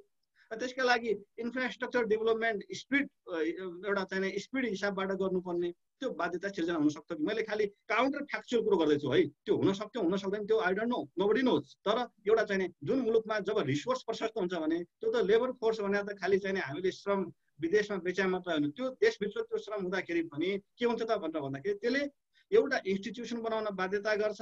अर्को चाहिँ जुन हामी जिडिपी छ, प्रोडक्सन छ, टोटल फ्याक्टर प्रोडक्टिभिटी छ, त्यसमा पनि त्यसले कतै न कतै योगदान गरेर आउँछ। किनकि प्रोडक्सन फङ्सनमा हामीलाई के चाहिन्छ त क्यापिटल र लेबर। लेबर फोर्स देशभित्र हुँदाखेरि आन्तरिक उत्पादन बढाउन चाहिँ बाध्यता सिर्जना गर्थ्यो कि त्यसले बेटर इन्स्टिट्युसन दबाव सिर्जना गर्थ्यो कि भन्ने एउटा चाहिँ काउन्टर फ्याक्चुअल हुन सक्छ। दोस्रो के हुन सक्छ त भनेर भन्दाखेरि हामी अहिले जुन 2 खर्बको हाराहारीमा एग्रिकल्चर प्रडक्टहरू इम्पोर्ट गरिरहेका छौँ त त्यो एग्रिकल्चर प्रडक्टप्रतिको हाम्रो जुन डिपेन्डेन्स बढिरहेको थियो त्यसलाई चाहिँ यसले सब्स्टिट्युट गर्थ्यो कि त्यसलाई सबसाइड गर्थ्यो कि भन्ने अर्को एउटा काउन्टर फ्याक्चुअल हुन सक्छ। अर्को काउन्टर फ्याक्चुअल के हुन सक्छ त भनेर भन्दाखेरि यो बिचमा 8-10 वर्षमा इन्टरनल माइग्रेसन व्यापक बढिरहेको छ। इन्टरनल माइग्रेसन, त्यो माइग्रेसन आफैमा विभिन्न फ्याक्टरले, त्यो डिस्टेन्सका कारणले, डिमान्डका कारणले, डेन्सिटीको कारणले, डिजिटाइजेसनको कारणले, विभिन्न कारणले माइग्रेसन हुन्छ। त यो पछिल्लो समयमा जुन हिसाबबाट इन्टरनल माइग्रेसन बढिरहेछ त्यो इन्टरनल माइग्रेसन बढ्नुको पछाडिको चाहिँ यो कारण हुन सक्छ। रेमिट्यान्स धेरै आयो, मान्छेहरू इन्टरनली माइग्रेट हुन थाले, पहाड छोडेर तराईतिर झर्ने, तराईको उर्वर फाँटहरू डिफरेस्टेसन हुने, पहाडको उर्वर फाँटहरू बाँझो रहने, त्यो ब्यारन ल्यान्डको रूपमा रहने एउटा अवस्था भयो। त्यसैले यो यी काउन्टर फ्याक्चुअल हुन्। अब यो के हुन्थ्यो के हुँदैन थियो, तर कुनै मुलुकमा जहाँ लेबर फोर्स, जुन मुलुकले हाम्रै लेबर फोर्स युज गरिकन ठुला ठुला बिल्डिङहरू बनाइरहेछन्, उनीहरूले चाहिँ इकोनोमी ट्रान्सफर्म गरिरहेछन्, त्यो मुलुकहरूबाट हामीले चाहिँ एक किसिमले हेर्ने हो भने हामीले लेबर फोर्सलाई इन्टरनली इङ्गेज गराउन सक्यौँ भने इकोनोमीलाई ट्रान्सफर्म गर्ने अवसर हुन सक्छ। यो वर्ष के आइरहेछ भन्नुहुन्छ भने विदेशबाट केही जनशक्ति फर्केर एउटा हुन सक्छ, त्यो त्यहाँ कजालिटी अथवा रेगुलेसन कुनै रन भएको होइन, तर एग्रिकल्चर सेक्टरमा जुन चाहिँ खेती हुन्थ्यो ल्यान्ड छ त्यसको क्षेत्रफल चाहिँ बढेको छ भन्ने तथ्याङ्क आएको छ, त्यो सूचना आएको छ। त यो बाहिरबाट मान्छे फर्केर आइसकेपछि कुनै न कुनै हिसाबबाट हाम्रो एग्रिकल्चर सेक्टरमा प्रोडक्टिभिटीको कुरो होइन, तर एरिया चाहिँ बढाउनमा, वाइडन गर्नमा पनि त्यसको योगदान छ कि त भन्ने हुन सक्छ। त्यसैले हामीले चाहिँ इकोनोमीलाई लङ टर्ममा सस्टेनेबल बनाउने हो, हामी सस्टेनेबल डेभलपमेन्टको बाटोमा हिँड्ने हो भने स्वाभाविक रूपमा त्यो लेबर फोर्सलाई देशभित्र इङ्गेज गराउनु पर्ने आवश्यकता हुन सक्छ। तर अहिले एउटा रियालिटी के हो त भनेर भन्दाखेरि क्यापिटल लेबर फोर्स भन्ने चिज के हो त भनेर भन्दा जहाँ उसको मार्जिनल रेट अफ रिटर्न बढी देख्छ त्यहाँ जान्छ। इन्डियाबाट फर्केर आएका मान्छेहरू गाउँमा केही समय बस्नुभयो, उहाँहरूले चाहिँ त्यहाँ आफ्नो चाहिने कुनै उद्यम गर्न सकिँदैन अथवा कतिलाई हुन सक्छ यो खेतीमा लागेर किन समय बर्बाद गर्ने भन्ने पनि हुन्छ, मान्छेको एउटा आफ्नो चाहना हुन्छ। उसले त्यसलाई हामी इकोनोमिक्सको भाषामा मार्जिनल रेट अफ रिटर्न भनेर भन्छौँ। त उसलाई लाग्यो कि फेरि इन्डिया नै फर्क्यौँ भने त्यो जान सक्छ, मान्छे फर्केर जान सक्छ। त्यसैले अहिले क्यापिटलको, लेबरको, टेक्नोलोजीको फ्री फ्लो भइरहेको जमानामा हामी लेबर सबै यहाँ रोक्न सक्छौँ भन्ने होइन, तर हामीले बेटर स्पेस दिन सक्यौँ, बेटर इन्भाइरोमेन्ट बनाउन सक्यौँ। इन्फ्रास्ट्रक्चर डेभलपमेन्टमा जुन हिसाबबाट हामीले लगानी गर्नुपर्ने छ, इन्फ्रास्ट्रक्चर डिजिटाइजेसनमा गयौँ भने अहिले इन्टरनेसनल मोनिटरी फन्डले गरिरहेका अध्ययनहरूले के देखाइरहेछ त भनेर भन्दाखेरि इन्फ्रास्ट्रक्चर डेभलपमेन्ट, डिजिटाइजेसन यी कुराहरूले कुल ग्राहक उत्पादनमा अत्यन्त महत्त्वपूर्ण भूमिका खेलिरहेछन्। अफ्रिकन कन्ट्रिजहरू जहाँ चाहिँ यो 2000 पछि आएर यो विगत 20 वर्षमा इन्फ्रास्ट्रक्चर डेभलपमेन्टमा ठुलो लगानी भएको छ, ती मुलुकहरू ट्रान्सफर्म गर्न धेरै अगाडि बढे र ती मुलुकहरूले लेबर फोर्सको डिमान्ड गरे। र चाइनाले लेबर फोर्स, आफ्नो लेबर फोर्सलाई इङ्गेज कसरी गरायो भनेर भन्दाखेरि इन्फ्रास्ट्रक्चर डेभलपमेन्टको माध्यमबाट। त्यसैले हामी इन्फ्रास्ट्रक्चर डेभलपमेन्टको प्रिमिटिभ स्टेजमा छौँ। यो प्रिमिटिभ स्टेजमा भएको अवस्थामा हामीले लेबर फोर्सलाई फेरि यहाँ रिइङ्गेज गराउन सक्ने अवसर चाहिँ छ। र हामीले चाहिँ जुन एग्रिकल्चर प्रडक्टहरू, इसेन्सियल प्रडक्ट्सहरू इम्पोर्ट गरिरहेका छौँ त्यसलाई चाहिँ सब्स्टिट्युट गर्ने अथवा त्यो इम्पोर्टलाई म्यानेज गर्नका लागि हाम्रो लेबर फोर्सलाई इङ्गेज गराउन सक्ने आधार चाहिँ छ। अब त्यसका लागि हामीले एउटा कुनै सेगमेन्टेड हिसाबबाट अथवा सेक्टोरल पोलिसी भन्दा पनि ओभरअल हिसाबबाट चाहिँ हामीले समन्वयात्मक हिसाबबाट काम गर्नुपर्ने हुन्छ। यसमा स्थानीय तह, ब्याङ्किङ क्षेत्र, सङ्घीय सरकार सबैको हिसाबबाट चाहिँ काम हुन सक्यो। विशेष गरिकन हामी कहाँको समस्या एग्रिकल्चर प्रडक्ट छ तर त्यसको मार्केटिङ छैन, त्यसको स्टोरेजको सुविधा छैन भने त्यो सुविधा अहिले ब्याङ्किङ क्षेत्रले कर्जा दिएन भन्ने एउटा पार्ट छ, तर ब्याङ्किङ क्षेत्रले कर्जा दिएर मात्रै पुग्ने अवस्था छैन, मार्केटिङ सजिलो हुनु पर्यो। त्यसै गरिकन टाइमले त्यसको स्टोरेज फेसिलिटी पाउनु पर्यो र उसको जुन उत्पादन छ एग्रिकल्चर प्रडक्ट छ त्यो किन्ने ग्यारेन्टी चाहिँ हुनु पर्यो। र त्यो हिसाबबाट हो भने हामीले लेबर फोर्सलाई एग्रिकल्चरमा लगाउन सक्ने एउटा अवसर छ। अब रेमिट्यान्सको केही हदसम्म अहिले भइरहेका व्यवस्थाहरूलाई अझ बढी चाहिँ हामी उपयोगी कसरी बनाउन सक्छौँ त भनेर भन्दाखेरि वैदेशिक रोजगार बचत पत्र सरकारले जारी गर्यो। सरकारको बिहाफमा नेपाल राष्ट्र ब्याङ्कले सेल गरेको, त्यसमा धेरै आकर्षण देखिएन। त्यसको पछाडि एउटा कारण के पनि देखियो त भनेर भन्दा हामीले गत आर्थिक वर्षदेखि एउटा प्रयास गरिरहेका छौँ वर्षभर नै त्यसलाई खुला राख्ने, तर यो पटक फेरि कोभिड सङ्क्रमणको कारणले त्यो राख्न अलिकति गाह्रो हुन्छ भनेर अब मङ्सिरदेखि त्यसलाई खुला राख्ने भनिरहेको छौँ भने त्यसको प्रचार प्रसार बढाउने एउटा उपाय हुन सक्छ। दोस्रो चाहिँ जुन मान्छेहरू विदेश जानु भएको छ उहाँहरूलाई चाहिँ आफ्नो गाउँमा आफूले चाहिँ त्यो बन्ड किनेर के बन्छ त, पुल बन्छ कि त्यहाँ कुनै अर्को चाहिँ अस्पताल बन्छ कि अथवा कुनै बेसिकली हाइड्रो पावरको प्रोजेक्ट बन्छ कि भन्ने त्यो फिलिङ दिन सक्नु पर्यो। त्यसैले अहिले चाहिँ प्रादेशिक सरकारहरूले फरेन इम्प्लोइमेन्टमा गएका मान्छेहरूलाई टार्गेट गरिकन बन्ड इस्यु गर्न सक्नुभयो र त्यो बन्डबाट आएको रकमलाई उहाँहरूले चाहिँ आफ्नो प्रदेशमा विभिन्न इन्फ्रास्ट्रक्चर डेभलपमेन्टमा लगाउन सक्नुभयो भने त्यो अपनत्व ओनरसिप चाहिँ त्यो विदेशमा जाने मान्छेलाई दिन सक्नुपर्छ कि मैले लगानी गरेको पैसाले, मैले नेपालमा पठाएको पैसाले 10% ब्याज त पाइरहेको छु, 10% ब्याज सँगसँगै अथवा 11% ब्याज सँगसँगै मेरो गाउँमा अथवा मेरो प्रदेशमा हाइड्रो पावरको प्रोजेक्ट बनिरहेछ भनेर त्यो एउटा चाहिँ वातावरण दिन सक्यौँ। त्यो किसिमको एउटा अपनत्व हुने, ओनरसिप हुने एउटा स्किम ल्याउन सक्यौँ भने त्यसले पनि कुनै न कुनै हिसाबबाट फेरि त्यो अलिकति सेभिङ चाहिँ बढ्न सक्छ। तेस्रो भनेको ब्याङ्कहरूले नै फरेन इम्प्लोइमेन्टमा गएका मान्छेहरूलाई टार्गेट गरिकन उहाँहरूले फरेन इम्प्लोइमेन्टसित रिलेटेड बन्ड इस्यु गर्न सक्नुहुन्छ, डिबेन्चर इस्यु गर्न सक्नुहुन्छ, त्यसले पनि चाहिँ प्रोडक्टिभ युज हुन सक्छ। चौथो भनेको हाम्रा रियल सेक्टर भन्ने बित्तिकै उद्योगहरू हुन सक्छन्, म्यानुफ्याक्चरिङमा काम गरिरहेका, त्यसै गरिकन एयरलाइन्स हुन सक्छन्, त्यसै गरिकन ठुला प्रकाशन गृहहरू हुन सक्छन्। उहाँहरूले चाहिँ वैदेशिक रोजगारीमा गएका मान्छेहरूलाई लक्षित गरिकन सेयर इस्यु गर्नुहोस् र त्यो सेयरमा उहाँहरूलाई कुनै धेरै ठुलो ओभरवेलमिङ त्यहाँ चाहिँ सब्सक्रिप्सन हुन्छ भन्ने होइन, तर उहाँहरूलाई लक्षित गरिकन कुनै न कुनै हिसाबबाट ओनरसिप दिने वातावरण बनाउनु हो भने केही मान्छेहरूले त त्यहाँ लगानी गर्छन् र त्यसलाई पनि हामीले फेरि मेन स्ट्रिम क्यापिटल फर्मेसनमा त्यसलाई ल्याउन सक्छौँ। त्यसैले यसरी चाहिँ के स्किमहरू चाहिँ ल्याउन सकिने आधारहरू पनि मैले देखेको छु। त्यसैले नेपालको सन्दर्भमा रेमिट्यान्सको कम्प्लिटली चाहिँ प्रोडक्टिभ युज भएन भन्न मिल्ने ठाउँ छैन। कन्सम्सन भनेको पनि उसको लिभिङ स्ट्यान्डर्ड इन्हान्स गर्नका लागि रोल खेलिरहेछ। त्यसै गरिकन एजुकेसन, हेल्थ यी कुराहरू एक्सेस बढाइरहेको छ र हाम्रो सन्दर्भमा जहाँ सस्टेनेन्स मान्छेको बाँच्ने, पहिले त बाँच्नु पर्यो, त्यसका लागि फी तिर्नु पर्यो, उसको ड्रेस हाल्नु पर्यो, यी कुराहरू भएको ठाउँमा हामीले धेरै ठुलो त्यसबाट चाहिँ क्यापिटल फर्मेसन हुन्छ भन्ने होइन, तर क्यापिटल फर्मेसनका लागि प्रयास चाहिँ गर्ने हो। विभिन्न विकल्प विभिन्न स्किमहरूमा चाहिँ जानुपर्छ र त्यसले चाहिँ बजारमा जब अवसर दिन्छ, बजारमा जब छनौटको स्वतन्त्रता दिन्छ, इकोनोमिक्सको मुख्य आधारै के हो त, लिबरल इकोनोमिकको आधार के हो त भन्दाखेरि उसलाई चोइसको हामीले फ्रिडम दिने। उसले तपाईँको कुनै ठुलो समाचार गिरीले निकाल्ने सेयरमा लगानी गर्छ कि सरकारको बचत पत्रमा लगानी गर्छ कि अथवा चाहिँ गाउँमा घर बनाउँछ, त त्यो मध्ये उसलाई दिने यस्ता किसिमका विभिन्न इन्स्ट्रुमेन्टहरू ल्याउन सक्यौँ भने, इन्स्ट्रुमेन्टल डिभर्सिफिकेसन हुन सक्यो उनीहरूलाई टार्गेट गरिकन भने, त्यसले पनि मेन स्ट्रिममा फेरि त्यो क्यापिटललाई ल्याउने एउटा आधार दिन सक्छ। मैले संक्षिप्तमा यहाँहरूले दिनुभएको अवसरलाई मैले 15 मिनटको अवसर उपयोग गरेँ जस्तो लाग्छ। मैले आफ्ना कुराहरू यति राखिकन यहाँहरूलाई धन्यवाद दिन चाहन्छु। धन्यवाद। धन्यवाद सर। म सरसँग फेरि आउँछु एकैछिन। हामी अब आज बिच भयौँ, हामी 30मा सक्ने भनेको थियौँ, 10 मिनट जति अलिक बढी होला जस्तो लाग्यो आजको टेक्निकल इस्युले गर्दा पनि। म छोटो रूपमा मैले बिचमा क्रस क्वेसन नगरे पनि आज लामो होला भनेर गरिनँ।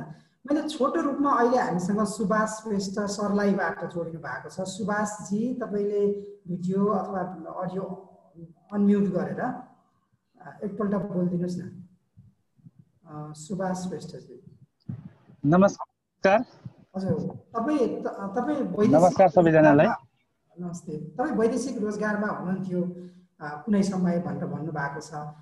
वैदेशिक रोजगारमा हुँदाखेरि कमाएको आम्दानीको हिस्सा अहिले हामी भनौँ न खर्च हामीले कहाँ गरिराखेका छौँ, त्यसको उपयोग गऱ्यौँ कि गरेनौँ भन्ने विषयमा छलफल गरिराखेको भएर तपाईँले आफूले कमाएको पैसा चाहिँ कसरी उपयोग गर्नुभयो, अथवा तपाईँलाई नि लाग्छ मैले चाहिँ फजुल खर्च गरेँ, उत्पादनमुखी उपयोग गरिनँ भन्ने लाग्छ, के छ भन्नुहोस् त? धन्यवाद यो अवसरको लागि। यो वैदेशिक रोजगार पत्रकार समाज त्यसै हरि सरलाई पनि विशेष गरी धन्यवाद, यो अवसर जुटाइदिनु भयो।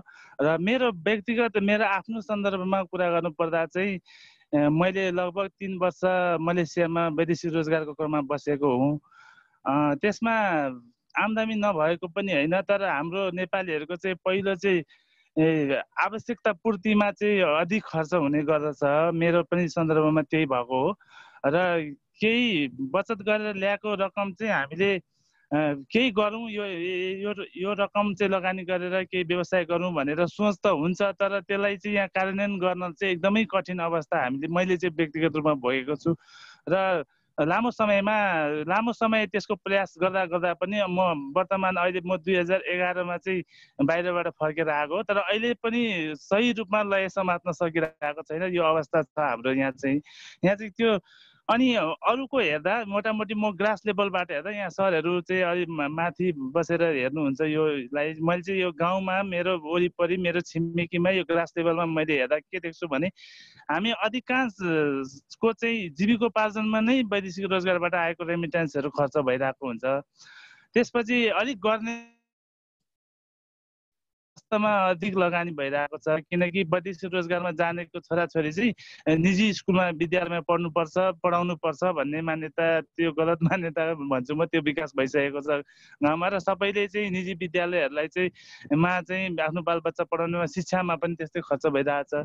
र अलिक गरे यो चाहिँ विदेश गएर आएर फर्केर यसले चाहिँ प्रगति गर्यो है भन्ने मान्छेले चाहिँ घर घडेरीसम्म जोड्न सफल भइरहेको छन् र अरू चाहिँ अनुत्पादक क्षेत्रमै लगानी भइरहेको छ। त्यो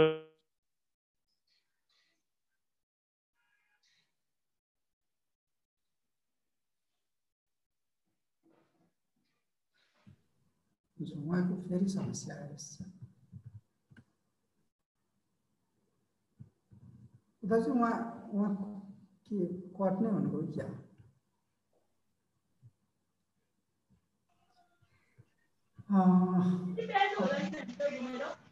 उहाँकोमा फेरि समस्या आयो।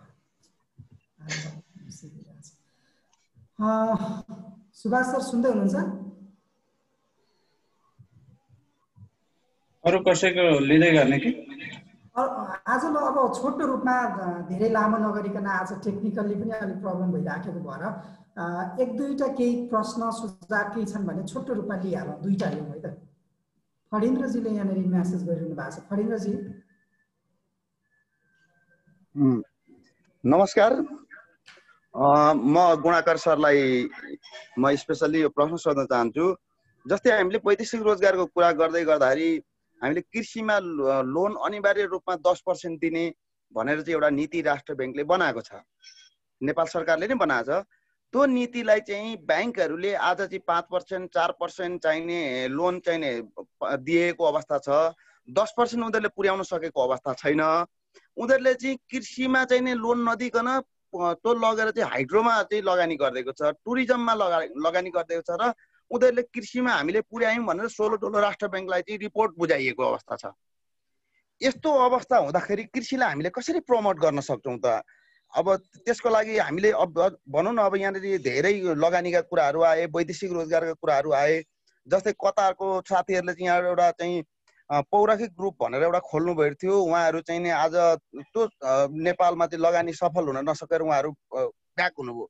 ओमानको डिबी छेत्रीहरूले चाहिँ एउटा बाख्रा पालन, सामूहिक रूपको बाख्रा पालन गर्ने भनेर उहाँहरूले गर्नुभयो, उहाँहरू पनि ब्याक हुनुभयो, आफ्नो ब्याक टु होम जहाँबाट आउनुभयो तिनीहरू आज चाहिँ उहाँहरू दुःख गरिरहनु भएको अवस्था छ। भने यसरी सामूहिक रूपमा चाहिँ नेपालमा लगानी गर्छौँ भनेर आउँदा वैदेशिक रोजगारबाट फर्केर आउँदाखेरि तिनीहरूलाई चाहिँ हामीले यहाँनिर स्थायित्व दिनको लागि चाहिँ राष्ट्र ब्याङ्कले चाहिँ कुनै किसिमको ब्याङ्कहरूले चाहिँ भनौँ न उहाँहरूलाई चाहिँ एउटा प्रेरणा चाहिँ दिन सक्ने, तिनीहरूको चाहिँ अडिटिङहरूदेखि लिएर सारा चिजको व्यवस्थापनको पाटो मात्रै हेरिदिन सक्थ्यो भने तिनीहरू त रहन्थे नि त, रोजगारी क्रिएट हुन सक्थ्यो। यी कुरामा ध्यान जान सक्यो भने राम्रो हुन्छ जस्तो मलाई लाग्छ सर। हस्, धन्यवाद पौडेल सर। हाम्रो सुभाष श्रेष्ठजी फेरि आउनु भएको छ, उहाँ अघि केही बोल्दै हुनुहुन्छ, सुनिरहनु भएको छ? छोटो रूपमा सक्दिनँ, तपाईँको इन्टरनेटमा इस्यु भइरहेको छ, तपाईँको म्युट छ, म्युट छ, यो अनम्युट भएन। उद्धवजी उहाँको अनम्युट भएन,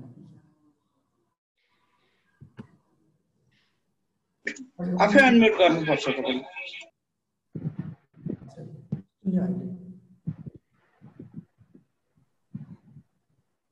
हजुर बोल्नु न, सुन्यो है? हेलो, मेरो पालो हो बोल्ने? हजुर अब अहिले कन्टिन्यू गर्नु न, छोटो रूपमा है।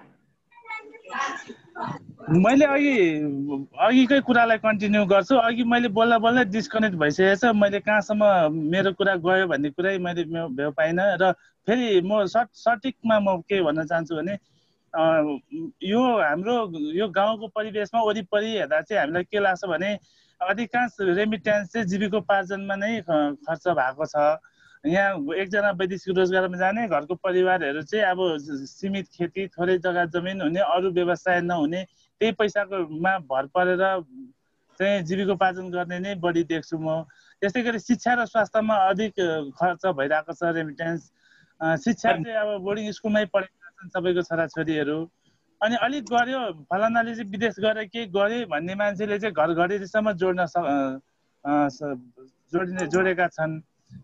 त्यही भएर एकदम सबैले चाहिँ उत्पादनमूलक क्षेत्रमा लगानी गरेको छ भन्ने चाहिँ मलाई चाहिँ लाग्दैन। सबै अनुत्पादक क्षेत्रमा नै लगानी भइरहेछ। शिक्षा, स्वास्थ्य र घर घरेरी बाहेक अरू चाहिँ सबै अनुत्पादक क्षेत्रमा लगानी भइरहेछ। तपाईँलाई मैले भन्न खोजेको जस्तो जीविकोपार्जन आजको खर्च आज टार्नु पर्यो, बच्चा बच्चीलाई पढाउनु पर्यो, घर घरेरी घर सानो छ त्यसलाई अलिकति बनाउनु पर्यो भने त्यो लगानी गरिन्छ।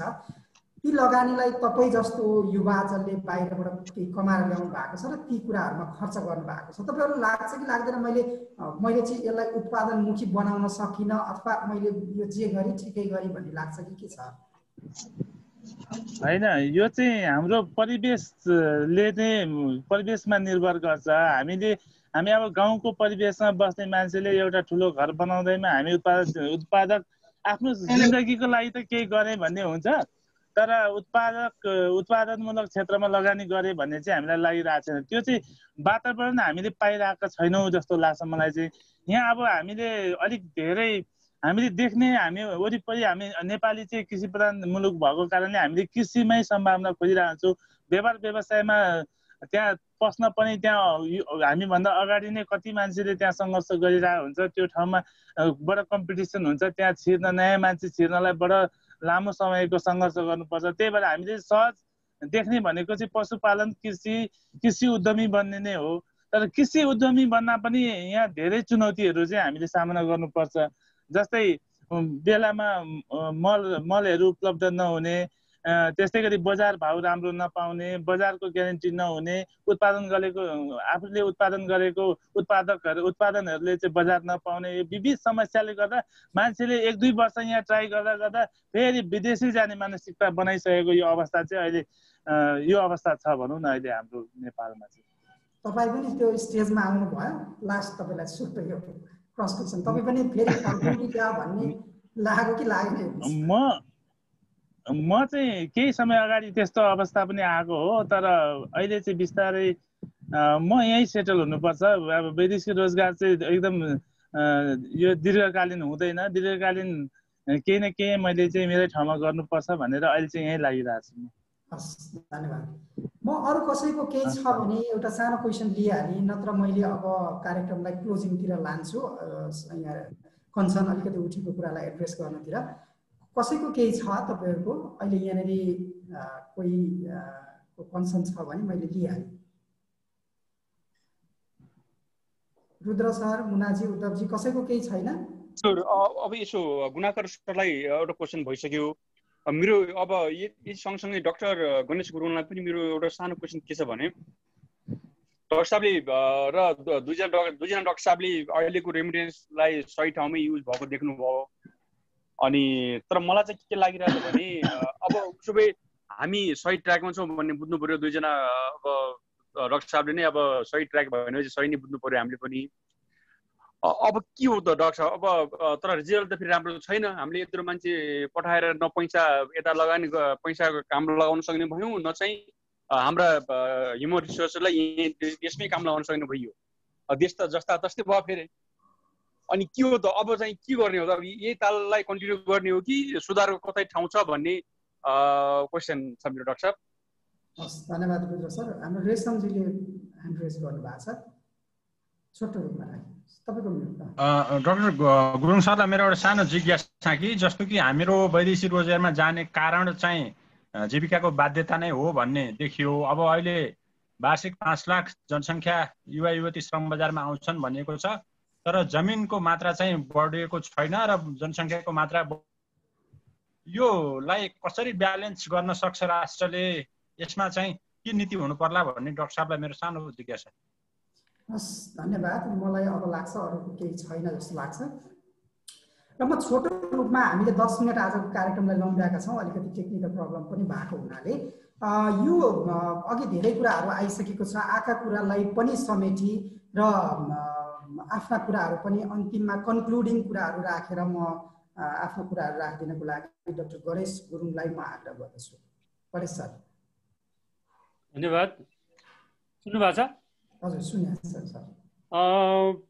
अब यो सही ट्र्याकमा छ कि छैन भन्ने कुरा चाहिँ नि अब यो अहिलेको चाहिँ अवस्था यस्तो हो भन्ने कुरा हो। र मैले अघि नै भने नि हामीलाई यदि सही रूपमा चाहिँ नि उसको पैसा चाहिँ नि रेमिटेन्सलाई प्रयोग गर्ने हो भने हामीले चाहिँ मतलब के भने हाम्रो ओरिएन्टेसनलाई चाहिँ इम्प्रुभ गर्नु पर्यो।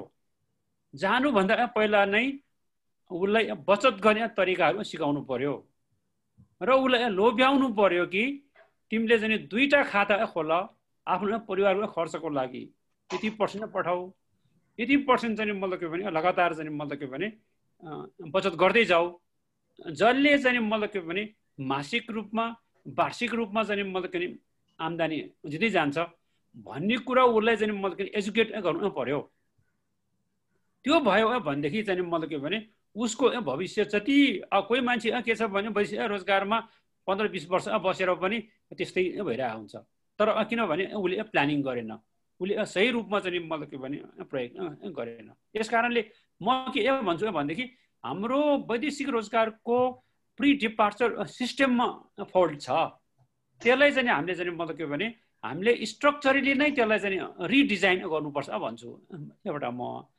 अर्को कुरा चाहिँ अर्को प्रश्नमा चाहिँ नीतिको रूपमा हेर्ने भयो भने र कृषिको पनि है कुरा आयो।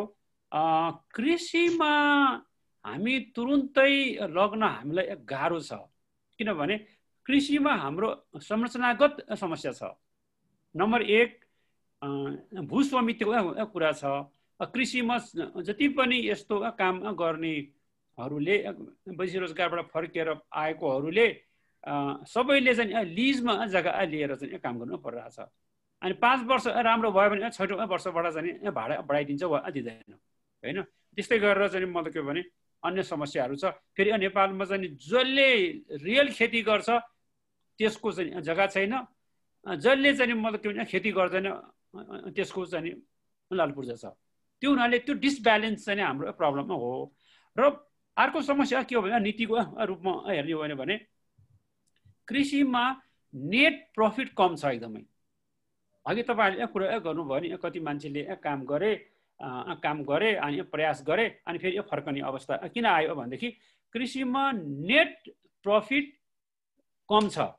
बिचौलियाको कारणले होस्, लागतको कारणले होस्, वा चाहिँ ट्रान्सपोर्ट बजारसम्म लाने कारणले होस्, वा चाहिँ बिमाको कारणले होस्, यो विभिन्न कारणले गर्दाखेरि नेट प्रफिट कम छ। जबसम्म हामी चाहिँ मतलब के भने मार्केट चाहिँ मतलब के भने ग्यारेन्टी गर्न सक्दैनौँ, जबसम्म उसलाई कोल्ड स्टोरेजको चाहिँ व्यवस्था गर्न सक्दैनौँ, जबसम्म हामी उसलाई चाहिँ मतलब के भने अघि तपाईँहरूले नै उठाएको चाहिँ मतलब के भने उसलाई चाहिँ सहुलियतपूर्ण ऋणमा चाहिँ मतलब के भने एकदम सुविधाजनक हिसाबले एक्सेस दिन सक्दैनौँ है। फणिन्द्रले भने जस्तै त्यो ऋण पाउन बहुत गाह्रो छ। त्यस्तो एक्सेस हामीले नबढाएसम्म यो नीतिहरूमा परिवर्तन नआएसम्म र चाहिँ मतलब नीतिमा परिवर्तन आएर मात्रै भएन। फेरि है ऋणको कुरा जस्तै देखियो हामीले चाहिँ मतलब के भने साँच्चैकै व्यवहारमा चाहिँ मतलब के भने युजर फ्रेन्डली चाहिँ मतलब के भने नीतिहरू साँच्चैकै व्यवहारमा लागू भए मात्र यो चाहिँ मतलब के भने यसमा परिवर्तन आउँछ। यसका रेमिटेन्सको युजलाई चाहिँ मतलब के भने हाम्रो ठुलो बहसको विषय ल्याउनुपर्छ। हामीले के भने भोल्युमको मात्रै कुरा गऱ्यौँ, युजको कुरा धेरै बहसमा ल्याएको छैनौँ। त्यस कारणले पनि आजको चाहिँ विषय एकदम सान्दर्भिक छ। धन्यवाद गणेश सर। म अब डाक्टर गुणाकर भट्टसँग जान चाहे सर। सरले अघि टिपिरहनु पनि भएको होला सायद ती विषय पनि यहाँले जोड्नु होला। र सँगसँगै अघि उठेका कुराहरू मध्येमै यहाँले नै भन्नुभयो वैदेशिक रोजगार बचत पत्रलाई हामीले पर्याप्त रूपमा प्रचार प्रसार गर्न सकेनौँ भन्नुभयो। र मलाई हामीलाई चाहिँ धेरै कुराहरू यसो हेर्दाखेरि लाग्छ प्रचार प्रसार पनि भए पनि ती युवाहरूको त्यति धेरै आकर्षण नभएको भन्ने देखिन्छ। लामो समयदेखि वैदेशिक रोजगार बचत पत्रमा खासै आकर्षण देखिएन। त्यो भइसकेपछि हामीले त्यसलाई कसरी अब त्यसलाई एउटा विपुल कार्यक्रम जत्तिकै तपाईँहरूले राम्रो प्रपोजको लागि गर्नुभयो तर सफल हुन सकेन। सहुलियत कर्जा तपाईँहरूले राम्रोसँगले ब्याङ्कहरूलाई भनेर गर्नुभयो तर उनीहरूले पाउन सकेन, अरूले नै पाइरहेछन्, लगानी दिएका छन्। यस्ता कुराहरू जस्तो जसले चाहिँ जीविकोपार्जन गरेर पनि शिक्षामा खर्च गरेर पनि घर घरेरी अलिअलि जोडेर पनि अझै पनि नेपाली युवाहरूसँग जो वैदेशिक रोजगारमा छन् उनीहरूसँग केही रकम हुन्छ, उनीहरूको त्यो रकमलाई परिचालन गर्ने वातावरण किन बनाउन सकिँदैन सर? यो सहित मैले सल्लाह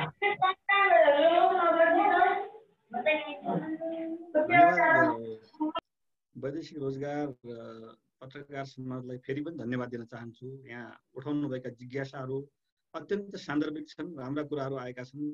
हेर्नुहोस् अब 2-3वटा कुराहरू हामीले हेर्नुपर्ने हुन्छ। मलाई के लाग्छ भन्नुहुन्छ भने पहिलो कुरो भनेको हामीले अहिले यो कोभिड संक्रमणको अवस्थापछि हेऱ्यौँ भने संसारभरिका कतिपय मुलुकहरू अहिले प्री कोभिड लेभलमा पुग्न थालिरहेछन् है, विशेष गरिकन एडभान्स इकोनोमिजहरू। त्यो के हो त भनेर भन्दाखेरि म्यानुफ्याक्चरिङ सेक्टर उहाँहरूको बलियो छ, ती मुलुकहरूको म्यानुफ्याक्चरिङ सेक्टर बलियो छ। अहिले फास्ट कुनै रिभाइभ भएको छ भने, फास्ट रिकभरी कुनै भएको छ भने कोभिडको यो कन्टेक्स्टमा, कोभिडको पिरियडमा त्यो म्यानुफ्याक्चरिङ सेक्टर छ। त्यसैले हामीले नेपालमा म्यानुफ्याक्चरिङ सेक्टरलाई अलिकति बलियो बनाउनु पर्ने देखिन्छ।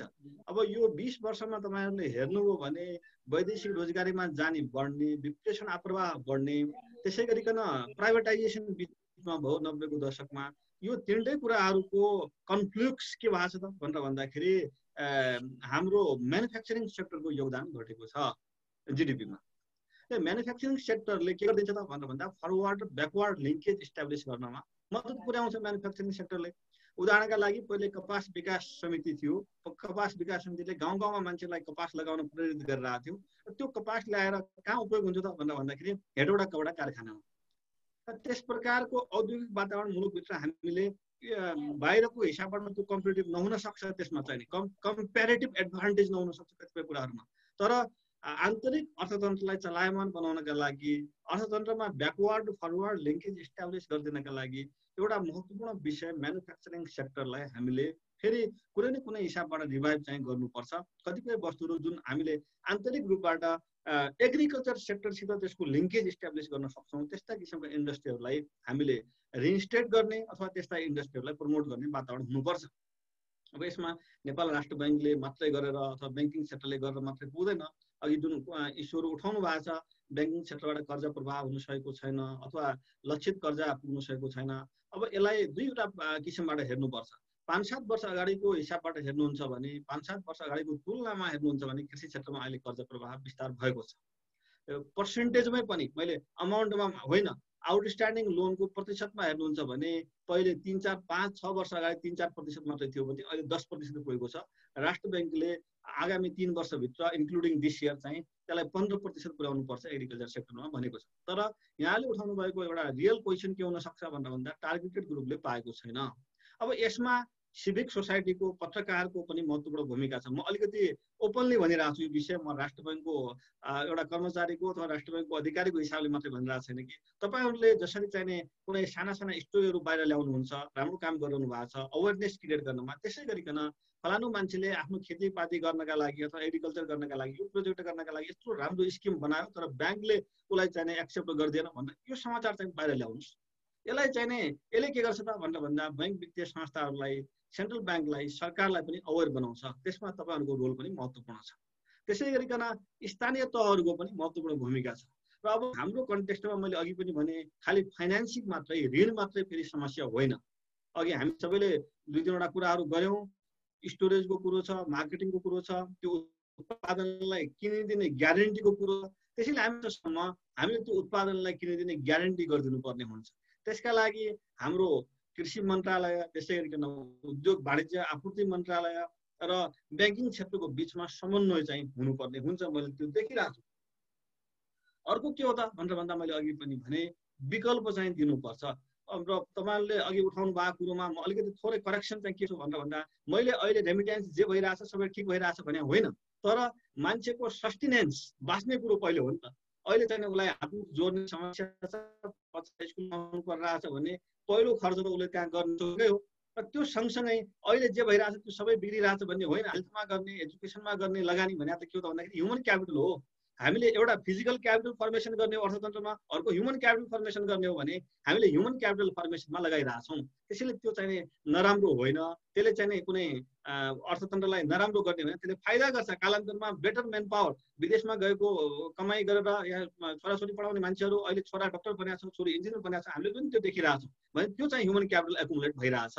तर हामीले विकल्प दियौँ भने उहाँहरूले अझ सेभिङ पनि गर्नुहुन्छ होला। मैले त्यसैले भने कि हामी इनोभेसन गरौँ, के नयाँ कुरा खोजौँ। ल, प्रदेश सरकारले बन्ड इस्यु गर्ने, डिभेन्चर इस्यु गर्ने, बन्ड इस्यु गर्ने र प्रोजेक्ट ओरिएन्टेड, प्रोजेक्ट टार्गेटेड, फलानु प्रदेशको यो हाइड्रो पावर प्रोजेक्ट बन्दैछ, पश्चिम सेती बन्दैछ र त्यो सुदूरपश्चिमबाट गएका मान्छेहरूका लागि त्यहाँ लगानी गर्ने भनेर एउटा चाहिँ प्रदेश सरकारले, सुदूरपश्चिम प्रदेश सरकारले बन्ड निकाल्ने हो भने त्यसमा मान्छे चाहिँ कुनै न कुनै हिसाबबाट के अट्र्याक्सन आउन सक्छ। मैले अर्को कुरो भने, अरू कुरामा पनि, अरू बेलामा पनि भनेर हुन्थे, रियल सेक्टरमा तपाईँको कुनै यो प्रकाशन गृह छ, तपाईँहरू कुनैसित सम्बद्ध हुनु होला, त्यो प्रकाशन गृहले वैदेशिक रोजगारीमा गएका मान्छेलाई लक्षित गरिकन सेयर जारी गर्ने अथवा बन्ड जारी गर्ने हुनसक्छ। त यस प्रकारको इनोभेसन चाहिँ ल्याउने, विकल्पहरू दिने। कुनै उद्योग हुनसक्छ अहिले निजी क्षेत्रमा स्थापित भएका राम्रा उद्योगहरू, कुनै तपाईँको चाउचाउको कम्पनी हुनसक्छ अथवा अरू कुनै कम्पनीहरू हुन सक्छन्। यी कम्पनीहरूले पनि सेयर डिभेन्चर विदेशमा गएका मान्छेलाई लक्षित गरिकन, उदाहरणका लागि मैले त्यसरी नाम लिनु त हुँदैन, तर मानौ वाइवाईले सेयर जारी गर्छ वैदेशिक रोजगारीमा गएकाहरूलाई लक्षित गरिकन, अथवा अरू कुनै त्यस्तो किसिमको कम्पनीहरूले डिभेन्चर इस्यु गर्छ, सेयर जारी गर्छ भने मान्छेले कुनै न कुनै हिसाबबाट थोरै भए पनि सब्सक्रिप्सन चाहिँ गर्न सक्छन्। एकैपटक धेरै ठुलो क्यापिटल फर्मेसन हुँदैन। त्यसैले हामीले चाहिँ अहिले भइरहेको कमी कमजोरलाई कसरी समाधान गर्ने, समन्वय कसरी गर्ने, एउटा पार्ट। दोस्रो पार्ट भनेको अवेरनेस बनाउने, अवेरनेस बढाउने, सिभिक अवेरनेस बढाउने त्यसमा। र तेस्रो पार्ट भनेको विकल्प दिने। र व्यक्ति आफै चाहिने उसले चोइस पाइसकेपछि त्यो चोइसलाई उसले सेलेक्ट गर्छ, विभिन्न अप्सनहरू भइसकेपछि त्यसलाई चाहिने उसले सेलेक्ट गर्छ र त्यो विकल्प पनि दिने। यसरी जान सक्यौँ भने अहिले आइरहेको रेमिट्यान्सलाई अझ बढी उपयोगी बनाउन सक्छौँ। जुन रेमिट्यान्स आउन सकिरहेको छैन त्यसलाई पनि हामी चाहिँ अझ बढी अट्र्याक्सन गर्न सक्छौँ, त्यसलाई आकर्षित गर्न सक्छौँ र त्यसलाई मेन स्ट्रिममा डेभलपमेन्टको मेन स्ट्रिममा ल्याउन सक्छौँ भन्ने मलाई लाग्छ। मैले यहाँले उठाउनुभएका कुराहरू र एउटा कुरा उठाउनु भएको थियो के भनेर भन्दाखेरि हरेक वर्ष मान्छे थपिरहेछ, भूमि थपिएको छैन, थपिँदैन भन्ने हो। मैले त्यो कुरो चाहिँ हाम्रो सर्भिस सेक्टरलाई रिभाइभ गराउने, जस्तो अहिले टुरिज्म सेक्टर सेटब्याकमा छ त्यो अर्कै कुरो हो, तर सधैँ त रहँदैन यस्तो। फेरि 2022देखि 21को लास्ट क्वार्टरदेखि फेरि टुरिज्म सेक्टर रिभाइभ हुन्छ भन्ने छ भने त्यसरी हाम्रा वैकल्पिक क्षेत्रमा मेन पावरलाई इङ्गेज गराउन सक्ने हामीसित अवसर छ, त्यो ठाउँ छ। हाम्रा कम्पिटेटिभ एडभान्टेज भएका अरू एरियाहरू इनर्जी क्षेत्र छ, त्यसै गरिकन टुरिज्म सेक्टर छ, एमएसएमई छ, साना मझौला लघु घरेलु उद्योग, यहाँ पनि हामी लगानी गर्न प्रोत्साहित गर्न सक्छौँ, मान्छेहरूलाई इङ्गेज गराउन सक्छौँ। तर यसमा चाहिँ केवल ब्याङ्किङ सेक्टरको मात्रै कुरो नभइकन सबै क्षेत्रको बिचमा समन्वय हुनुपर्ने हुन्छ। अहिले हामी फेडरल स्ट्रक्चरमा छौँ, स्थानीय तहलाई अझ बढी हामी जिम्मेवार बनाउनु पर्ने, उहाँहरूलाई चाहिँ अझ बढी कुराहरूमा सहभागी बनाउनु पर्ने, त्यसलाई पनि अवसरको रूपमा लिनुपर्छ र यो फेडरलिजमको सार्थकता पनि त्यहाँ देखिन्छ। मैले यहाँले दिनुभएको अवसरका लागि र यहाँहरूसँग के कुराहरू राख्ने चाहिँ जुन यो वातावरण बन्यो यसका लागि तपाईँलाई धन्यवाद दिन चाहन्छु। डाक्टर गणेश गुरुङले आफ्नो महत्त्वपूर्ण कुराहरू राख्नुभएको छ र यहाँहरूले पनि केही महत्त्वपूर्ण प्रश्नहरू उठाउनु भएको छ। यो फोरमलाई उपयोग गर्ने अवसर दिनुभयो र मैले फेरि कन्क्लुडिङ गर्दाखेरि रेमिट्यान्स अहिले जे भइरहेछ त्यो यथार्थ हो, वास्तविकता हो, त्यो बाध्यता पनि हो, तर यसलाई चाहिँ बेटर युज गर्ने अप्सन चाहिँ हामीले दिनुपर्छ भन्दै मैले आफ्ना कुराहरू टुङ्ग्याउँदछु। धन्यवाद। हस्, धेरै धेरै धन्यवाद सर। अब हामी कार्यक्रमलाई टुङ्ग्याउँदैछौँ। आज हामी ढिलो पनि भयौँ, आज टेक्निकल प्रब्लम पनि भयो। म चाहिँ कार्यक्रमको अन्त्यमा आजको यो कार्यक्रममा हामीसँग युएस एडबाट चाहिँ सुमित्रा म्याडम अघिदेखि जोडिनु भएको छ र यो कार्यक्रममा हामीलाई सुनि पनि राख्नु भएको छ। उहाँलाई चाहिँ आजको यो कार्यक्रममा पहिलोचोटि पनि आउनु भएको कारणले गर्दा केही आफ्ना थ्याङ्किङ रिमार्क्स सहित आफ्नो केही भनाइहरू राखिदिनको लागि म आग्रह गर्छु। सुमित्रा म्याडम, सुमित्रा मानन्द। धन्यवाद सर, धन्यवाद सबैजना सहभागी सिनियर साथीहरू अनि यो टिममा बसिराख्नु भएको सबै अरू साथीहरूलाई पनि। मैले चाहिँ यो सुरुदेखि नै आज यो रेमिटेन्सको बारेमा चाहिँ कार्यक्रम हेर्छु सुन्छु भनेर विशेष हाम्रो लिङ्क प्रोभाइड गरिकन हरि सरलाई पनि रिक्वेस्ट गरेको थिएँ। यो एकदमै अहिलेको तपाईँको महत्त्वपूर्ण टपिक भएको कारणले गर्दाखेरि हामीले कार्यक्रममा पनि जहिले पनि रेमिटेन्स कस्तो भइरहेछ, के भइरहेछ, हामी के गर्न सक्छौँ भन्ने कुरा चाहिँ प्राय राख्दै आइराखेका छौँ। अनि यो हाम्रो सम्मान प्रोजेक्टमा पनि हाम्रो 3वटा मुख्य अब्जेक्टिभमा चाहिँ एउटा चाहिँ प्राइभेट सेक्टरसँग हामी कसरी जोडिने भन्ने कुरा पनि छ, लगायत हामीले डेटालाई चाहिँ कसरी चाहिँ मजबुत गर्ने अनि त्यो डेटालाई लिएर चाहिँ अरू सेक्टरलाई चाहिँ हामीले कसरी चाहिँ मोबिलाइज गर्ने, अथवा युएसएआइडीले कार्यक्रम बनाउँदाखेरि चाहिँ हामीले आन्तरिक रूपमा चाहिँ एउटा कार्यक्रमले कसरी अर्को कार्यक्रमलाई चाहिँ सहयोग गर्ने। अनि यसमा चाहिँ अहिले हाम्रो डिफिडले पनि हातेमालो गर्दै आइराख्नु भएको 1.5 वर्ष भइसक्यो यो कार्यक्रममै पनि।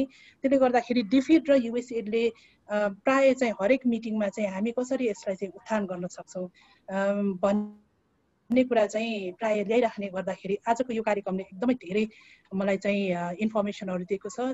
हाम्रो डाक्टर गुरुङ सरले पनि एकदमै राम्रो कुरा उठाउनु भएको थियो र हाम्रो गुणकर सरले पनि धेरै राम्रो कुराहरू चाहिँ हामीलाई ल्याएर सेयर गरिदिनु भएको छ। मलाई लाग्छ हामीले यस्तै गरिकन चाहिँ अब आगामी आउने दिनहरूमा पनि यो इन्फर्मेसनहरूलाई राखेर कसरी हामी अगाडि बढ्दै जान सक्छौँ भन्ने डिस्कसन गरिराख्यौँ भनेदेखि पक्कै पनि हजुरहरूले यहाँ उठाउनु भएको कुराहरू, प्रस्पेक्ट्सहरू, अपर्च्युनिटीहरूलाई चाहिँ हामी ट्याप गर्दै अहिले जुन यो माइग्रेसनको अहिले जुन डिस्कसन भइरहेको छ, अहिले हाम्रो चाहिँ फेरि फर्कने माइग्रेन्ट वर्कर्सहरूको फ्लो फेरि बढिरहेको छ, प्लस हाम्रो अब यो देशमा कति अझ भित्र आइसक्नु भएको तर रेकर्डमा नदेखेको माइग्रेन्ट वर्कर्सहरूको चाहिँ डेटालाई चाहिँ कसरी उजागर गर्दै उहाँहरूलाई चाहिँ समेट्ने भन्ने कुरामा चाहिँ मद्दत गर्छ होला भन्ने कुरा राख्दै चाहिँ म धन्यवाद दिन चाहन्छु। धन्यवाद सर सबैजनालाई। हस्, धेरै धेरै धन्यवाद म्याडम, आज हामीसँग जुट्नु भएको थियो। र आजको हाम्रो मुख्य रूपमा मैले अघि यो धेरै लामो समय लिने 1 मिनटमा म सकिहालेँ। मुख्य रूपमा हामीले अहिले खर्च गरिरहेको प्रिपरेसनको अंशहरू केही कुरालाई छोड्ने हो भने खासै अनुत्पादक पनि छैन कि भन्ने जस्तो चाहिँ आजको यो छलफलमा पनि देखिएको छ। किनकि जीविकोपार्जनमा, त्यसपछि शिक्षामा र केही सानो घर छ भने त्यसलाई अलिकति ठुलो घर बनाउन भन्ने टाइपका त्यस्ता किसिमका खर्चहरू भएको पाइएको छ। त्यो हिसाबले हेर्ने हो भने निड भएका कुराहरूमा रकम खर्च भएको छ। यद्यपि राज्यले राम्रा खालका प्याकेज, राम्रा खालका अवसरहरू ती युवाहरूमाझ दिन सक्यो भने यो खर्च, यो रकमको सदुपयोग अझ राम्रो हुन सक्छ भन्ने कुरा चाहिँ आजको छलफलको मुख्य विषयवस्तु बन्यो जस्तो मलाई लाग्छ। आजको यो कार्यक्रममा जुट्नु भएकोमा डाक्टर गणेश गुरुङ र डाक्टर गुणाकर भट्ट सरलाई म हार्दिक धन्यवाद दिन चाहन्छु। आज हाम्रो कार्यक्रममा धेरै साथीहरूको इन्टरनेट इस्यु र कति साथीहरू काठमाडौँभन्दा बाहिर जानुभएकोले सम्पर्क हुन सक्नु भएन। यद्यपि आजको छलफल हामीले विषयमै रहेर केन्द्रित गरेर हामीले गर्न सक्यौँ। यहाँहरू सम्पूर्णलाई धन्यवाद दिँदै वैदेशिक रोजगार पत्रकार समाज आजको यो छलफल कार्यक्रममा सहकार्यका लागि हाम्रो सम्मान परियोजनाप्रति आभार व्यक्त गर्दै आजको यो कार्यक्रम यहीँ टुङ्ग्याउन चाहन्छु। हस्, धन्यवाद, नमस्कार।